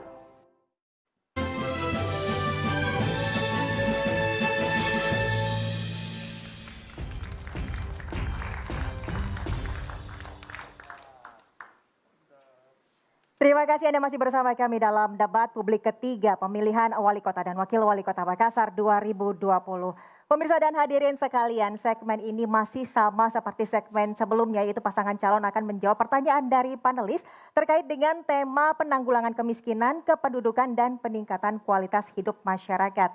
Dan para pasangan calon akan menjawab soal sesuai dengan undian yang telah dilakukan secara off-air, di mana durasi yang dilakukan juga sama seperti sebelumnya, yaitu untuk menjawab 1 menit 30 detik dan paslon lain menanggapi dalam waktu 45 detik. Kemudian paslon yang menjawab pertanyaan kembali menanggapi dengan waktu 1 menit 30 detik. Dan dalam segmen ini panelis yang akan memberikan pertanyaan adalah Lucia Palulungan, advokat dan konsultan kebijakan publik. Mustari Bosra, dosen Universitas Negeri Makassar. Dan Hasrullah, staf ahli Dewan Perwakilan Rakyat Provinsi Sulawesi Selatan. Baik pemirsa dan hadirin sekalian, sesuai dengan undian yang pertama yaitu pasangan calon nomor urut 2 dengan pertanyaan dari amplop C. Baik, berikut amplop C masih dalam keadaan tersegel. Untuk paslon nomor urut 2 yang pertama untuk menjawab pertanyaan dari panelis terkait dengan tema penanggulangan kemiskinan, kependudukan, dan peningkatan kualitas hidup masyarakat. Kemiskinan bisa dilihat dengan 2 pendekatan, yaitu pendekatan struktural dan kultural. Secara struktural, kemiskinan disebabkan oleh adanya kebijakan yang tidak berpihak kepada kaum duafa dan kelompok marginal. Secara kultural, kemiskinan lebih disebabkan aspek mentalitas, misalnya kemalasan dan rendahnya etos kerja. 2 hal inilah yang sesungguhnya menjadi akar permasalahan kemiskinan. Untuk itu, maka kebijakan gratis itu hanyalah penanggulangan kemiskinan di permukaan saja. Pertanyaannya, menurut para calon wali kota dan wakil wali kota, manakah di antara 2 akar kemiskinan apa yang Anda akan lakukan untuk menuntaskan masalah kemiskinan ini? Waktu Anda menjawab 1 menit 30 detik dimulai ketika Anda berbicara. Di Makassar sebelum pandemi ada lebih dari 60.000 orang miskin. Oleh karena itu pendataan paling penting. Dan waktu saya menjadi Kepala Dinas Kelautan, Perikanan, Pertanian, Peternakan, saya telah membuktikan melakukan langkah-langkah penanggulangan kemiskinan di wilayah dalam tupoksi saya. Pertama, kita lakukan pendataan. Yang kedua, kita lembagakan. Kemudian kita berikan edukasi atau pelatihan. Dan kita latih secara administrasi mengelola kelompoknya. Kemudian, kalau kita telah latih, kita sertifikasi, kita magangkan, kita pulangkan dia dengan membawa peralatan seadanya atau yang dibutuhkan untuk upaya-upaya pemberdayaan. Kita contoh, kalau kita mau melahirkan pengusaha tukang jahit, maka kita latih dulu. Tetapi jangan dipulangkan sebelum mereka membawa mesin jahit, benang, bordir, dan lain sebagainya. Kalau kita mau melatih pengusaha mebel, misalnya di Kandea, maka jangan pernah dipulangkan kalau tidak dikasih gergaji mesin, tidak dikasih bor mesin, dan sebagainya, supaya dia tuntas. Inilah mengapa waktu saya melakukan langkah-langkah pemberdayaan masyarakat pesisir dan pulau di Kota Makassar, saya menjadi terbaik nasional 3 tahun berturut-turut yang dibina oleh PBB melalui organisasinya yang namanya IMPAT. Kita tentu ingin melanjutkan ini jika masyarakat Makassar memberikan kesempatan kepada kami berdua. Insya Allah kita akan bangun ekonomi kerakyatan. Baik, terima kasih, waktu Anda habis. Silakan paslon nomor urut 3 untuk menanggapi. Waktu Anda 45 detik dimulai ketika Anda berbicara. Insya Allah Dilan diberikan amanah untuk menjadi wali kota dan wakil wali kota. Yang pertama kita lakukan adalah menginvestigasi kembali berapa sebenarnya orang miskin di Kota Makassar. Berapa yang berhak mendapatkan perlakuan pemerintah. Berapa yang berhak mendapatkan kartu Indonesia Sejahtera dan semuanya. Kenapa? Karena ada orang yang tidak berhak tapi dapat. Ada orang yang harusnya berhak tapi tidak dapat. Dan inilah yang menyebabkan kohesi sosial kita itu menjadi rusak. Karena dia bilang, aja mau kalau Pak RT dan Pak Lurah anu juga kasih. Dan itu tidak boleh lagi terjadi ke depannya. Sehingga kita melakukan strategi empowering dan enabling. Setelah semua datanya lengkap, maka empowering bagi yang orang yang belum memiliki keterampilan. Kemudian enabling bagi orang yang belum memiliki keterampilan itu sehingga mereka bisa berdayakan menjadi produktif. Bagaimana Pak? Terima kasih paslon 3. Langsung saja paslon nomor 4 untuk menanggapi. Waktu Anda 45 detik dimulai ketika Anda berbicara. Menurut kami kemiskinan di Makassar itu titik lemahnya adalah karena sifatnya parsial dalam penanganannya, terus mengabaikan karakter dan tipologi masyarakatnya. Yang berikut datanya bias karena tidak terorganisasi, tidak terkoordinasi antara stakeholder. Kemudian belum ada termanfaatkan potensi dan instrumen stakeholder lainnya secara maksimal. Untuk itu mungkin harus ada 4 titik kelemahan ini yang menjadi fokus penanganan untuk mengeluarkan masyarakat Kota Makassar dari tingkat kemiskinan tersebut. Terima kasih Paslon 4. Langsung saja Paslon 1 untuk menanggapi. Waktu Anda 45 detik dimulai ketika Anda berbicara. Sebenarnya jawaban Pak Rahman Bando tadi tidak nyambung dengan pertanyaan panelis. Yang ditanya tadi gratis sana gratis sini, terus bagaimana dengan kemiskinan? Karena gratis-gratis ini akan membuat PAD kita akan menurun, kemudian kesempatan kerja dan uang beredar menjadi turun, akhirnya memicu kemiskinan. Tadi pertanyaan panelis luar biasa sekali. Saya kira kita jawab saja, jangan menjawab misalnya iFed apa semua. Itu kan justru program saya, perintah saya ke Bapak itu. Kalau baik-baik Bapak klaim, Bapak yang buat. Kalau jelek-jelek wali kotanya dulu yang diklaim. Jadi saya kira jawab aja dulu yang panelis. Cukup, baik, terima kasih Paslon 1. Silakan Paslon 2 untuk menanggapi kembali. Waktu Anda 1 menit 30 detik. Apa namanya? iFed ini saya urus belum Bapak jadi wali kota, Pak. Jadi mungkin ingatannya diperbaiki, Pak. Nah, jadi begini, Pak. Kita bicara gratis-gratis, itulah mengapa kami membuat program-program yang terstruktur. Kita rencanakan dengan baik, kita lembagakan, kita latih, lalu kita kasih peralatan yang dibutuhkan, Pak. Kita tidak hanya slogan-slogan, tetapi perlu bukti nyata agar rakyat ini kembali ke rumahnya bisa langsung membuka usaha. Tidak hanya membawa sertifikat, Pak. Kita kasih dia alat-alat yang bisa digunakan untuk mendatangkan sumber-sumber ekonomi. Dilengkapi mungkin Pak Papi. Jadi ketika kita memberikan yang namanya alat untuk melakukan kegiatan usaha, mereka akan langsung membuka usaha skala rumah tangga. Dan pada saat mereka sudah berani membuka skala dengan rumah tangga, dengan sendirinya mereka akan melakukan rekrutmen tenaga kerja. Rekrutmen tenaga kerja inilah yang harus kita push di masa pandemi seperti ini. Persoalan gratis-gratis ini memang harus diberikan sebagai bentuk keringanan dan relaksasi kepada warga. Karena di dalam masa pandemi ini begitu banyak persoalan yang ditimbulkan sehingga seluruh kebijakan harus kita bawa berpihak kepada kepentingan warga Kota Makassar. Baik, terima kasih Paslon nomor urut 2. Langsung saja kita menuju ke pertanyaan undian kedua, yakni pasangan calon nomor urut 3 dengan pertanyaan dari amplop B yang masih tersegel rapat dari panelis, yaitu terkait dengan tema penanggulangan kemiskinan, kependudukan dan peningkatan kualitas hidup masyarakat. Pertanyaan untuk Paslon nomor urut 3. Agama Islam menawarkan konsep penanggulangan kemiskinan melalui ajaran zakat, infak, dan sedekah yang kalau dilaksanakan secara konsisten dapat mengatasi kemiskinan. Dan secara nasional sudah ada Undang-Undang nomor 23 tahun 2011 tentang pengelolaan zakat. Di Makassar sendiri pada tahun 2006 telah lahir Perda nomor 5 tentang pengelolaan zakat.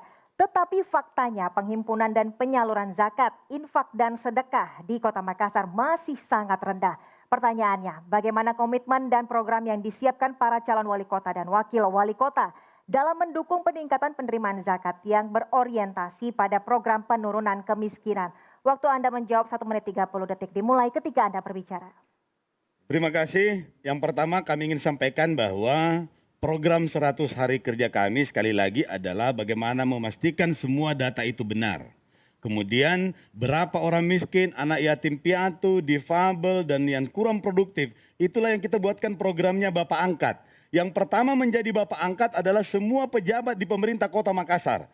Eselon 4 ambil 1 orang miskin. Eselon 3 ambil minimal 3 orang miskin. Eselon 2 ambil minimal 10 orang miskin. Sisanya diselesaikan oleh pejabat yang lain, sekda wali kota dan wakil wali kota. Kemudian sisa yang belum tercover, maka kita minta seluruh pejabat-pejabat BUMN, BUMD, instansi vertikal, TNI dan Polri.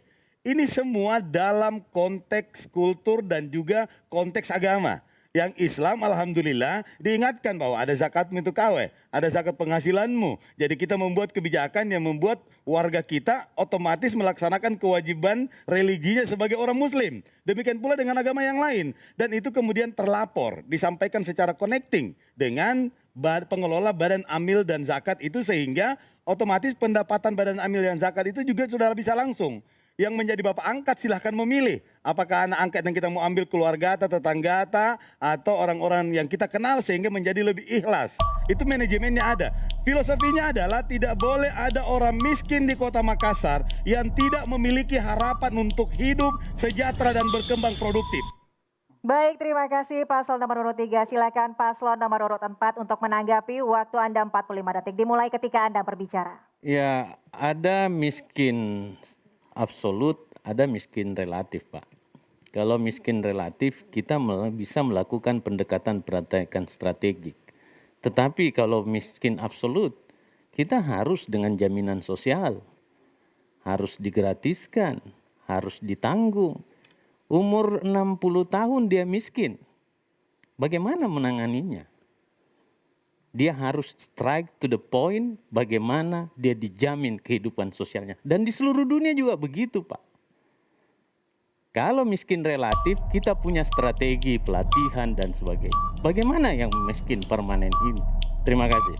Terima kasih paslon 4. Langsung saja silakan paslon nomor urut 1 untuk menanggapi. Waktu Anda 45 detik dimulai ketika Anda berbicara.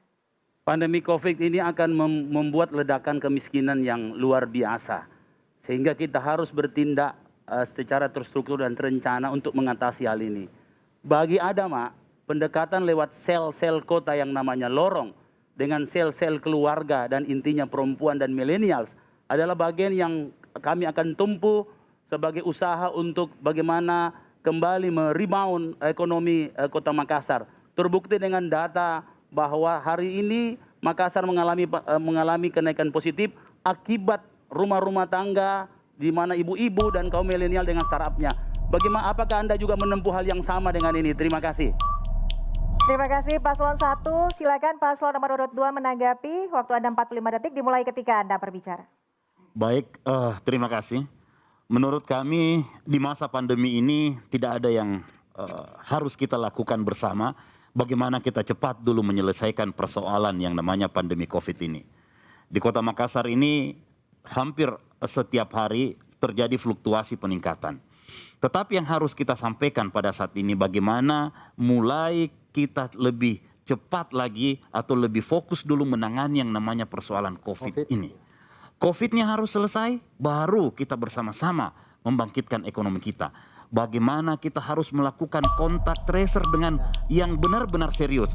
Bagaimana kita melipat gandakan pengadaan yang namanya lab-lab itu harus jalan.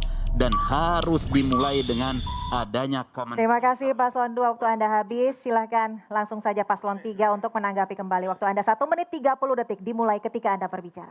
100 hari kepemimpinan kami, Big Data Kota Makassar memang harus sudah terbentuk. Termasuk kemiskinan absolut. Yang dimana kemiskinan absolut itu adalah tanggungan negara. Termasuk di program Kanone, BPJS kelas 3 yang gratis itu, BPJS kelas 3 itu memang adalah hak seluruh warga dan diatur oleh undang-undang. Makanya tidak perlu lagi dibikinkan program dari kesehatan. Dan saya setuju dengan Pak Dhani bahwa ekonomi kita ini harus rebound. Harus terus maju untuk bisa kembali menjadi lebih baik ke depannya. Silakan. Iya, makanya kami akan luncurkan salah satu ini. Kartu lansia untuk memastikan bahwa semua ibu-ibu, bapak-bapak, orang tua yang tidak memiliki lagi anak yang produktif itu dijamin kehidupannya oleh pemerintah Kota Makassar. Tidak boleh lagi ada yang terabaikan karena ini akan merusak kultur kita sebagai orang Bugis Makassar. Tetapi yang paling penting itu adalah memastikan bahwa sumber daya, akses dan aset masyarakat itu terdistribusi dengan maksimal. Kenapa? Karena orang miskin dua hal. Aksesnya, kemudian asetnya yang terbatas. Pemerintah mesti memastikan aset yang terkelola oleh orang yang berpenghasilan ke bawah itu bisa maksimal, kemudian diupdate dengan akses untuk layanan publik dan layanan produktif. Makanya kita punya program itu adalah di big data itulah yang menjadi dasar bagi kita untuk membuat kebijakan yang betul-betul produktif untuk semua. Orang miskin mesti diperlakukan lebih baik dan lebih Baik, waktu Anda habis. Terima kasih Paslon 3. Kita langsung saja menuju ke pertanyaan dengan undian ketiga, yakni pasangan calon nomor urut 4 dengan pertanyaan dari amplop A yang masih tersegel tentunya yang diserahkan panelis. Ya, dan langsung saja saya bacakan untuk paslon nomor urut 4. Pertanyaannya adalah, baik, secara statistik angka kemiskinan penduduk Kota Makassar mengalami peningkatan yang sangat signifikan, terutama selama pandemi COVID-19. Sebelum pandemi COVID-19 angka kemiskinan penduduk kota hanya 4,4%. Saat ini angka kemiskinan penduduk kota berada di atas 7%. Di sisi lain kesenjangan ekonomi yang ditunjukkan dengan tingginya angka indeks Gini rasio pada tahun 2019. Indeks Gini rasio di Makassar sebesar 0,39 yang berarti 1% penduduk Makassar menguasai 39% aset yang ada di Makassar. Pertanyaannya, bagaimana strategi dan apa program konkret Anda menurunkan angka kemiskinan di satu pihak dan menurunkan angka indeks Gini rasio di pihak lainnya. Kalau boleh disertai target 6 bulan dan 1 tahun pertama masa kepemimpinan Anda. Waktu Anda untuk menjawab 1 menit 30 detik dimulai ketika Anda berbicara. Ya, tidak ada yang menyangka COVID seperti begini. Dan tidak ada pemerintah yang siap sepenuhnya menghadapi COVID-19. Saya tadi katakan bahwa ada proses kepanikan, kemudian proses belajar dan akhirnya tumbuh menjadi proses fase adaptif. Kita sekarang merubah tantangan itu menjadi peluang. Bahwa ekonomi kita berbasis digital. Layanan kita harus berbasis digital. Work from home itu menjadi bukan keniscayaan. School from home itu juga tidak keniscayaan. Ini sisa kita membangun bagaimana produktivitas itu menjadi. Kita butuh fase kepanikan dan fase belajar untuk meningkatkan ekonomi kita di tahun depan. Kita sudah pakai drone untuk men-thermal scanner publik. Kita tidak perlu lagi lockdown karena ada fasilitas artificial intelligence yang mengingatkan 1 meter di antara kita. Itu akan membuat kehidupan baru kita berjalan dan ekonomi kita tertantang. Yang penting kita jangan kehilangan market. Usaha menengah kecil kita jangan kehilangan market. Retail besar harus membagi pangsa pasarnya ke bawah. Kita belanja ke tetangga. Kita belanja 1 kilogram gula di tetangga. Untuk apa 1 kilogram gula di retail? Lebih bagus di tetangga karena unsur sosialnya jauh lebih ada dan kehidupannya jauh lebih baik. Baik, terima kasih paslon nomor urut 4. Silakan untuk paslon 1 menanggapi. Waktu Anda 45 detik dimulai ketika Anda berbicara. Pada saat masa pandemi seperti sekarang ini, bahwa penurunan semua sektor ekonomi bahkan berimbas pada penurunan penghasilan keluarga ataupun PHK. Nah, kami mau bertanya kepada paslon nomor 4 tentang bagaimana mengatasi untuk pengangguran ini. Terima kasih. Cukup, terima kasih. Langsung kepada paslon 2 untuk menanggapi. Waktu Anda 45 detik. Tidak ada orang miskin kalau ada pendapatannya. Tidak ada orang tidak ada pendapatannya kalau ada pekerjaannya. Tapi tidak akan ada pekerjaan yang terbuka kalau pandemi ini masih ada di Makassar. Nah, karena itu sebetulnya kunci utama untuk mengurangi kemiskinan di saat-saat sekarang ini adalah pandeminya dulu kita harus usir.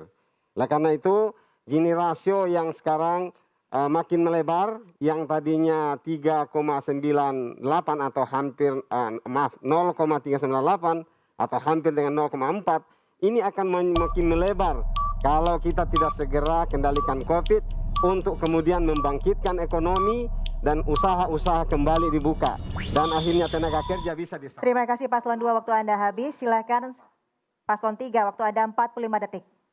Masalah ekonomi, masalah kemiskinan adalah masalah ekonomi. Dan masalah ekonomi sekarang ini banyak terjadi karena adanya COVID-19. Masalah COVID-19 ini harus ada triangle trust, kepercayaan yang masing-masing dari pemerintah, dari nakes, dan dari masyarakatnya itu sendiri, termasuk pengusaha-pengusahanya harus saling percaya untuk melewati masa-masa COVID-19 itu sendiri. Dan dari triangle trust ini memang harus ada peran pemerintah di sini untuk bisa memberikan kesaling percayaan terhadap masyarakat dan nakes tersebut.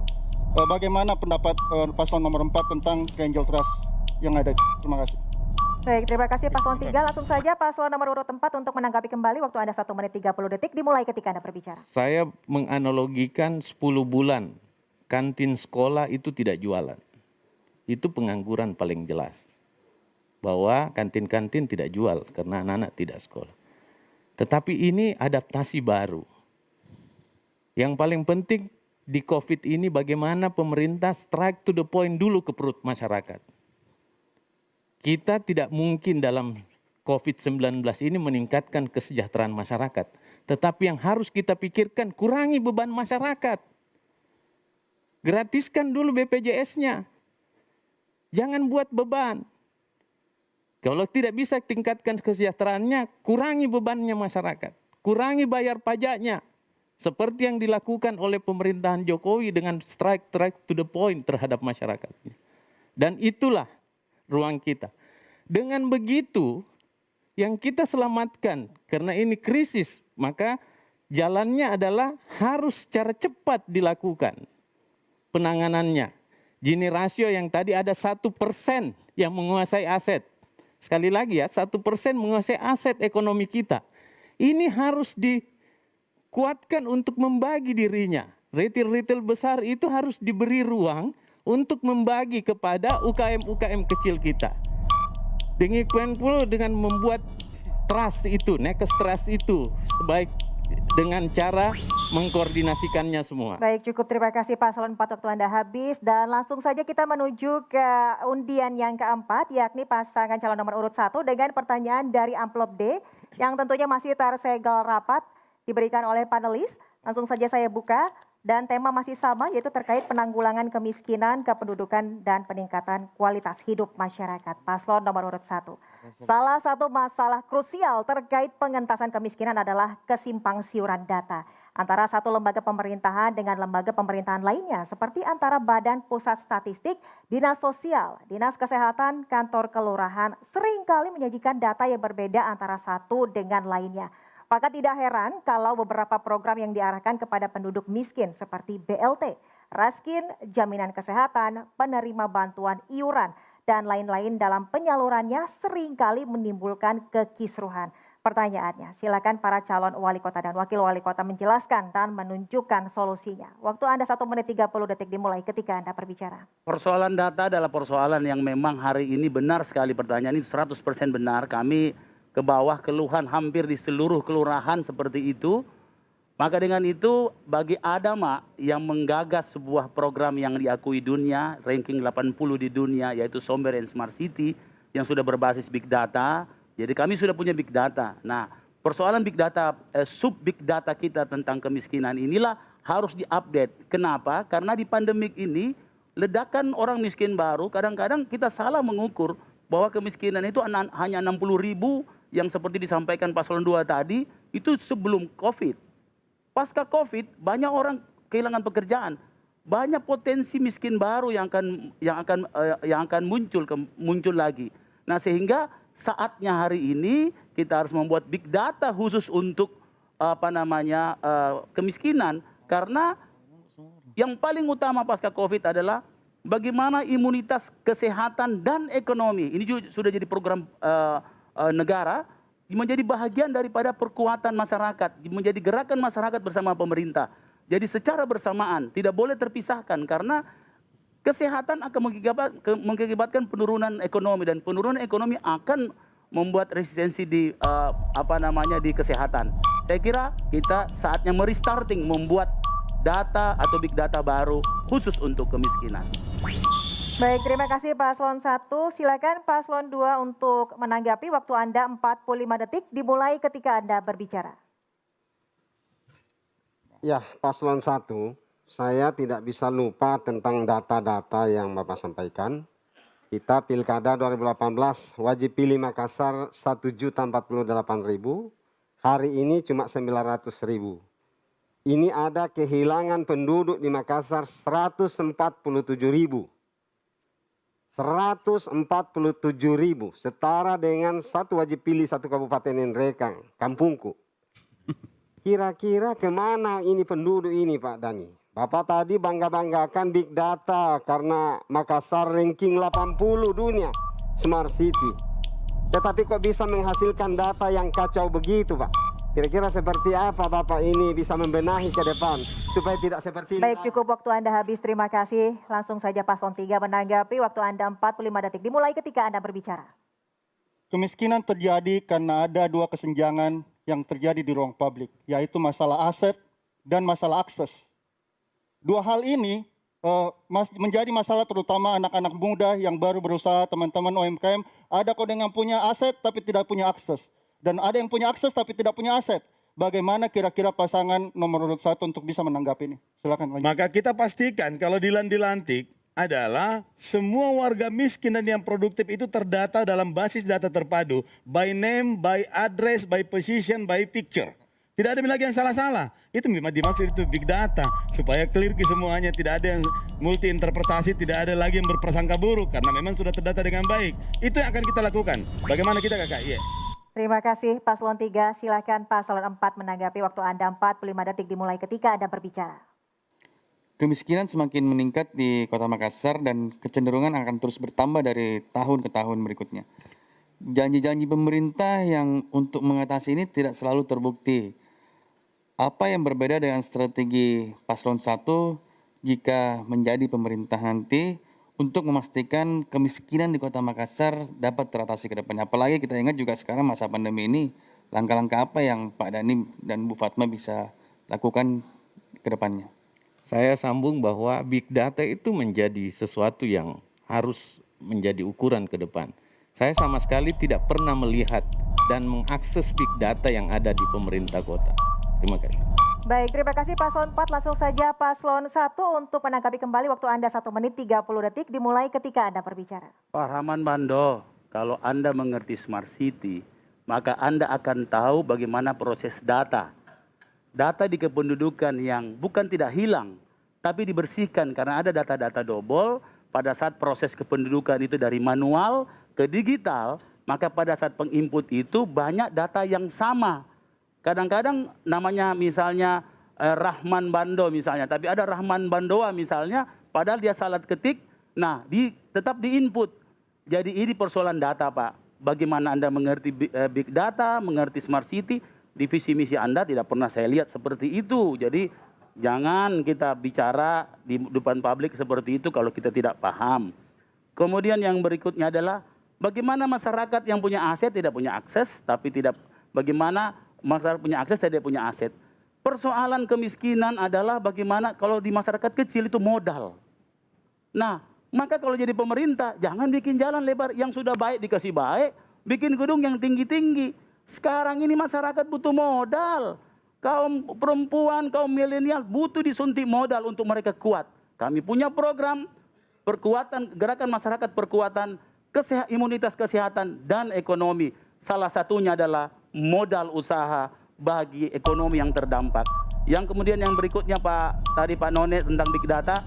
Saya kira memang big datanya belum semua selesai Pak None. Nanti insya Allah kalau saya masuk kembali saya undang Pak None di situ. Baik, terima kasih Paslon 1. Waktu Anda habis. Boleh berikan tepuk tangan yang semangat untuk seluruh pasangan calon. Baik pemirsa dan hadirin sekalian, jangan kemana-mana karena di segmen selanjutnya kita akan bersama-sama mendengarkan pernyataan penutup dari pasangan calon wali kota dan wakil wali kota Makassar 2020. Kami akan kembali usai jeda berikut.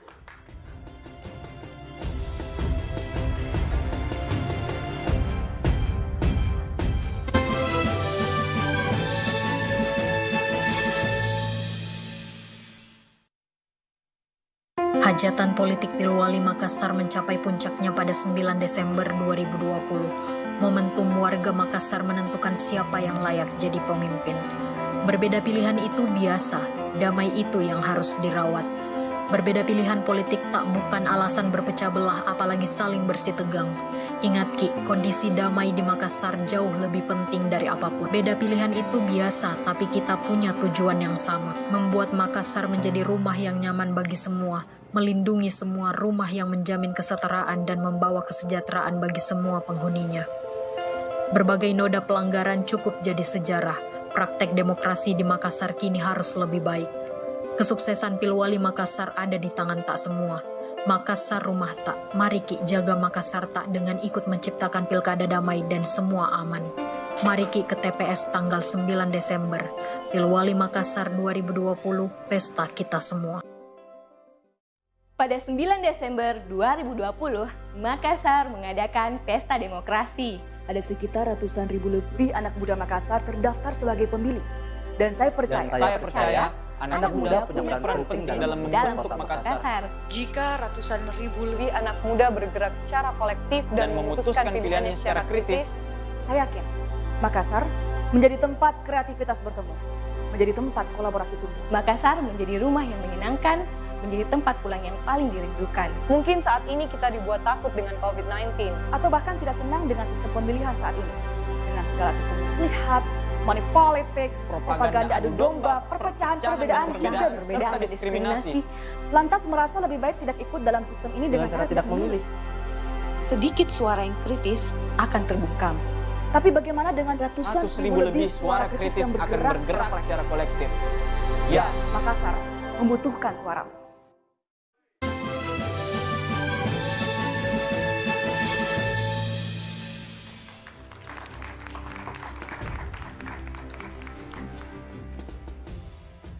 Baik pemirsa dan hadirin sekalian, Anda masih menyaksikan debat publik ketiga pemilihan wali kota dan wakil wali kota Makassar 2020.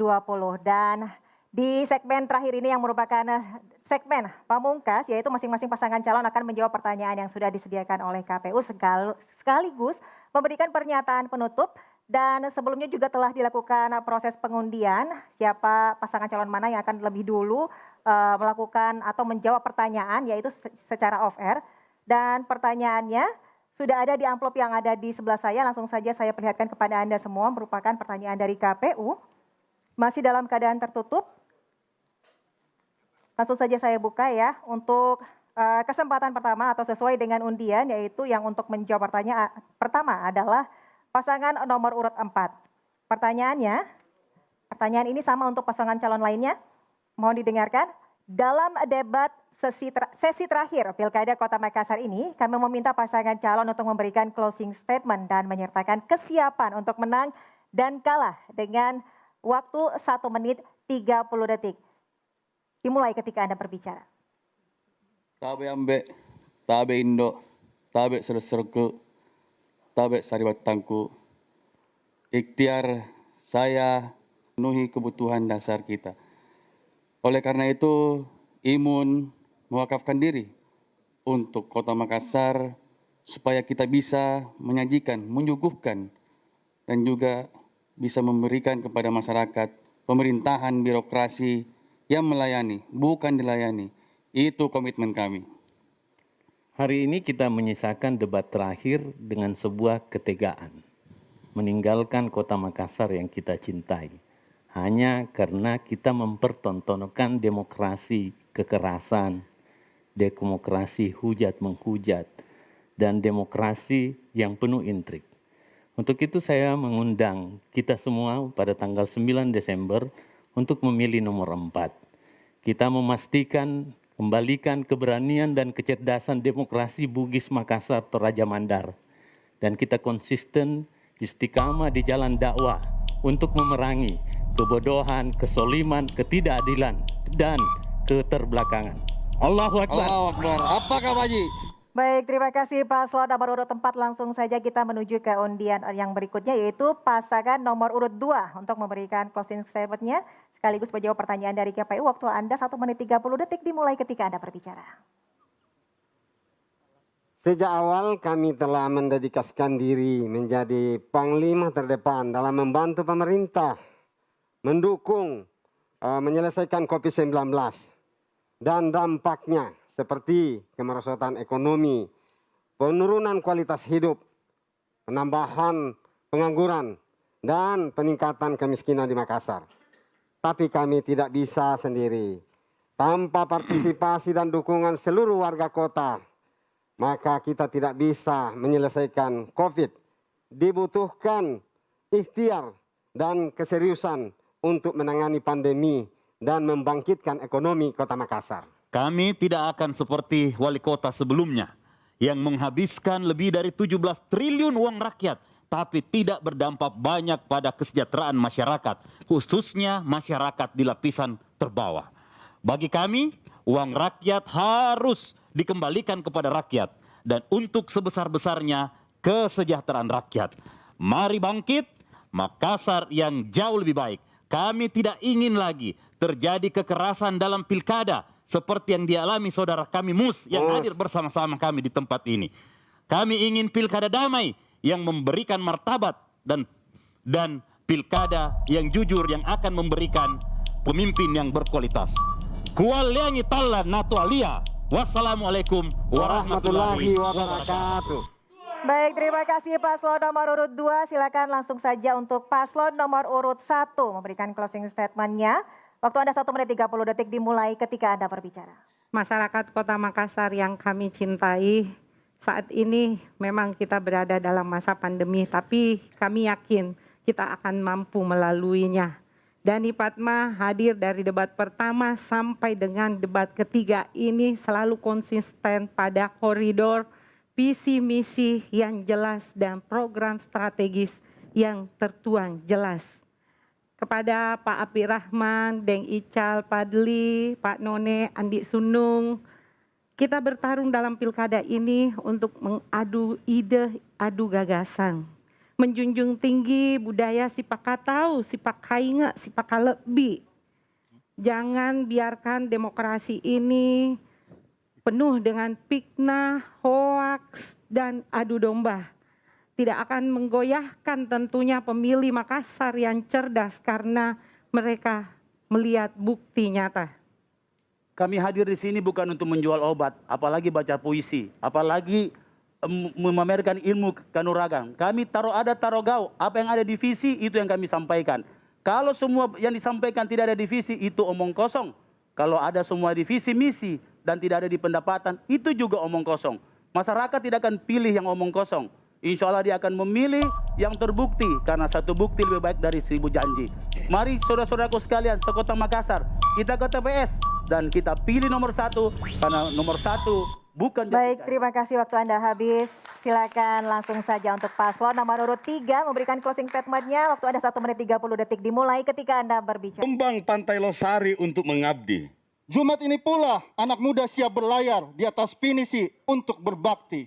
Siapa yang sangka orang biasa ini yang bertubi-tubi dihalangi bahkan diremehkan.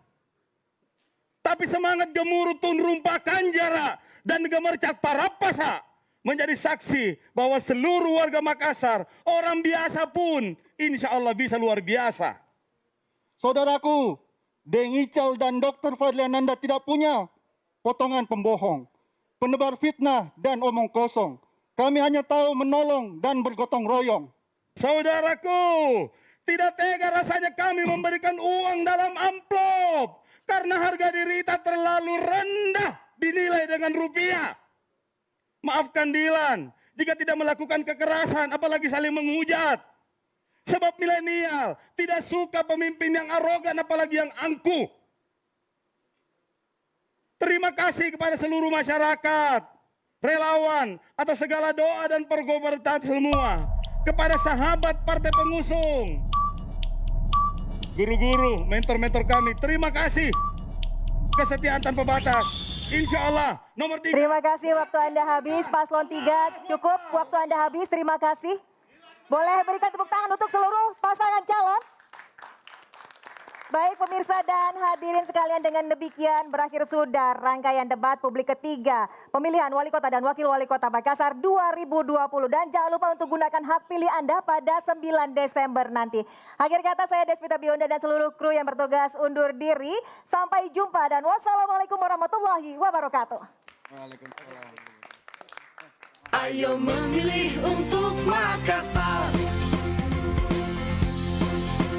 Warga Makassar, tiba saatnya kita memilih calon pemimpin kita.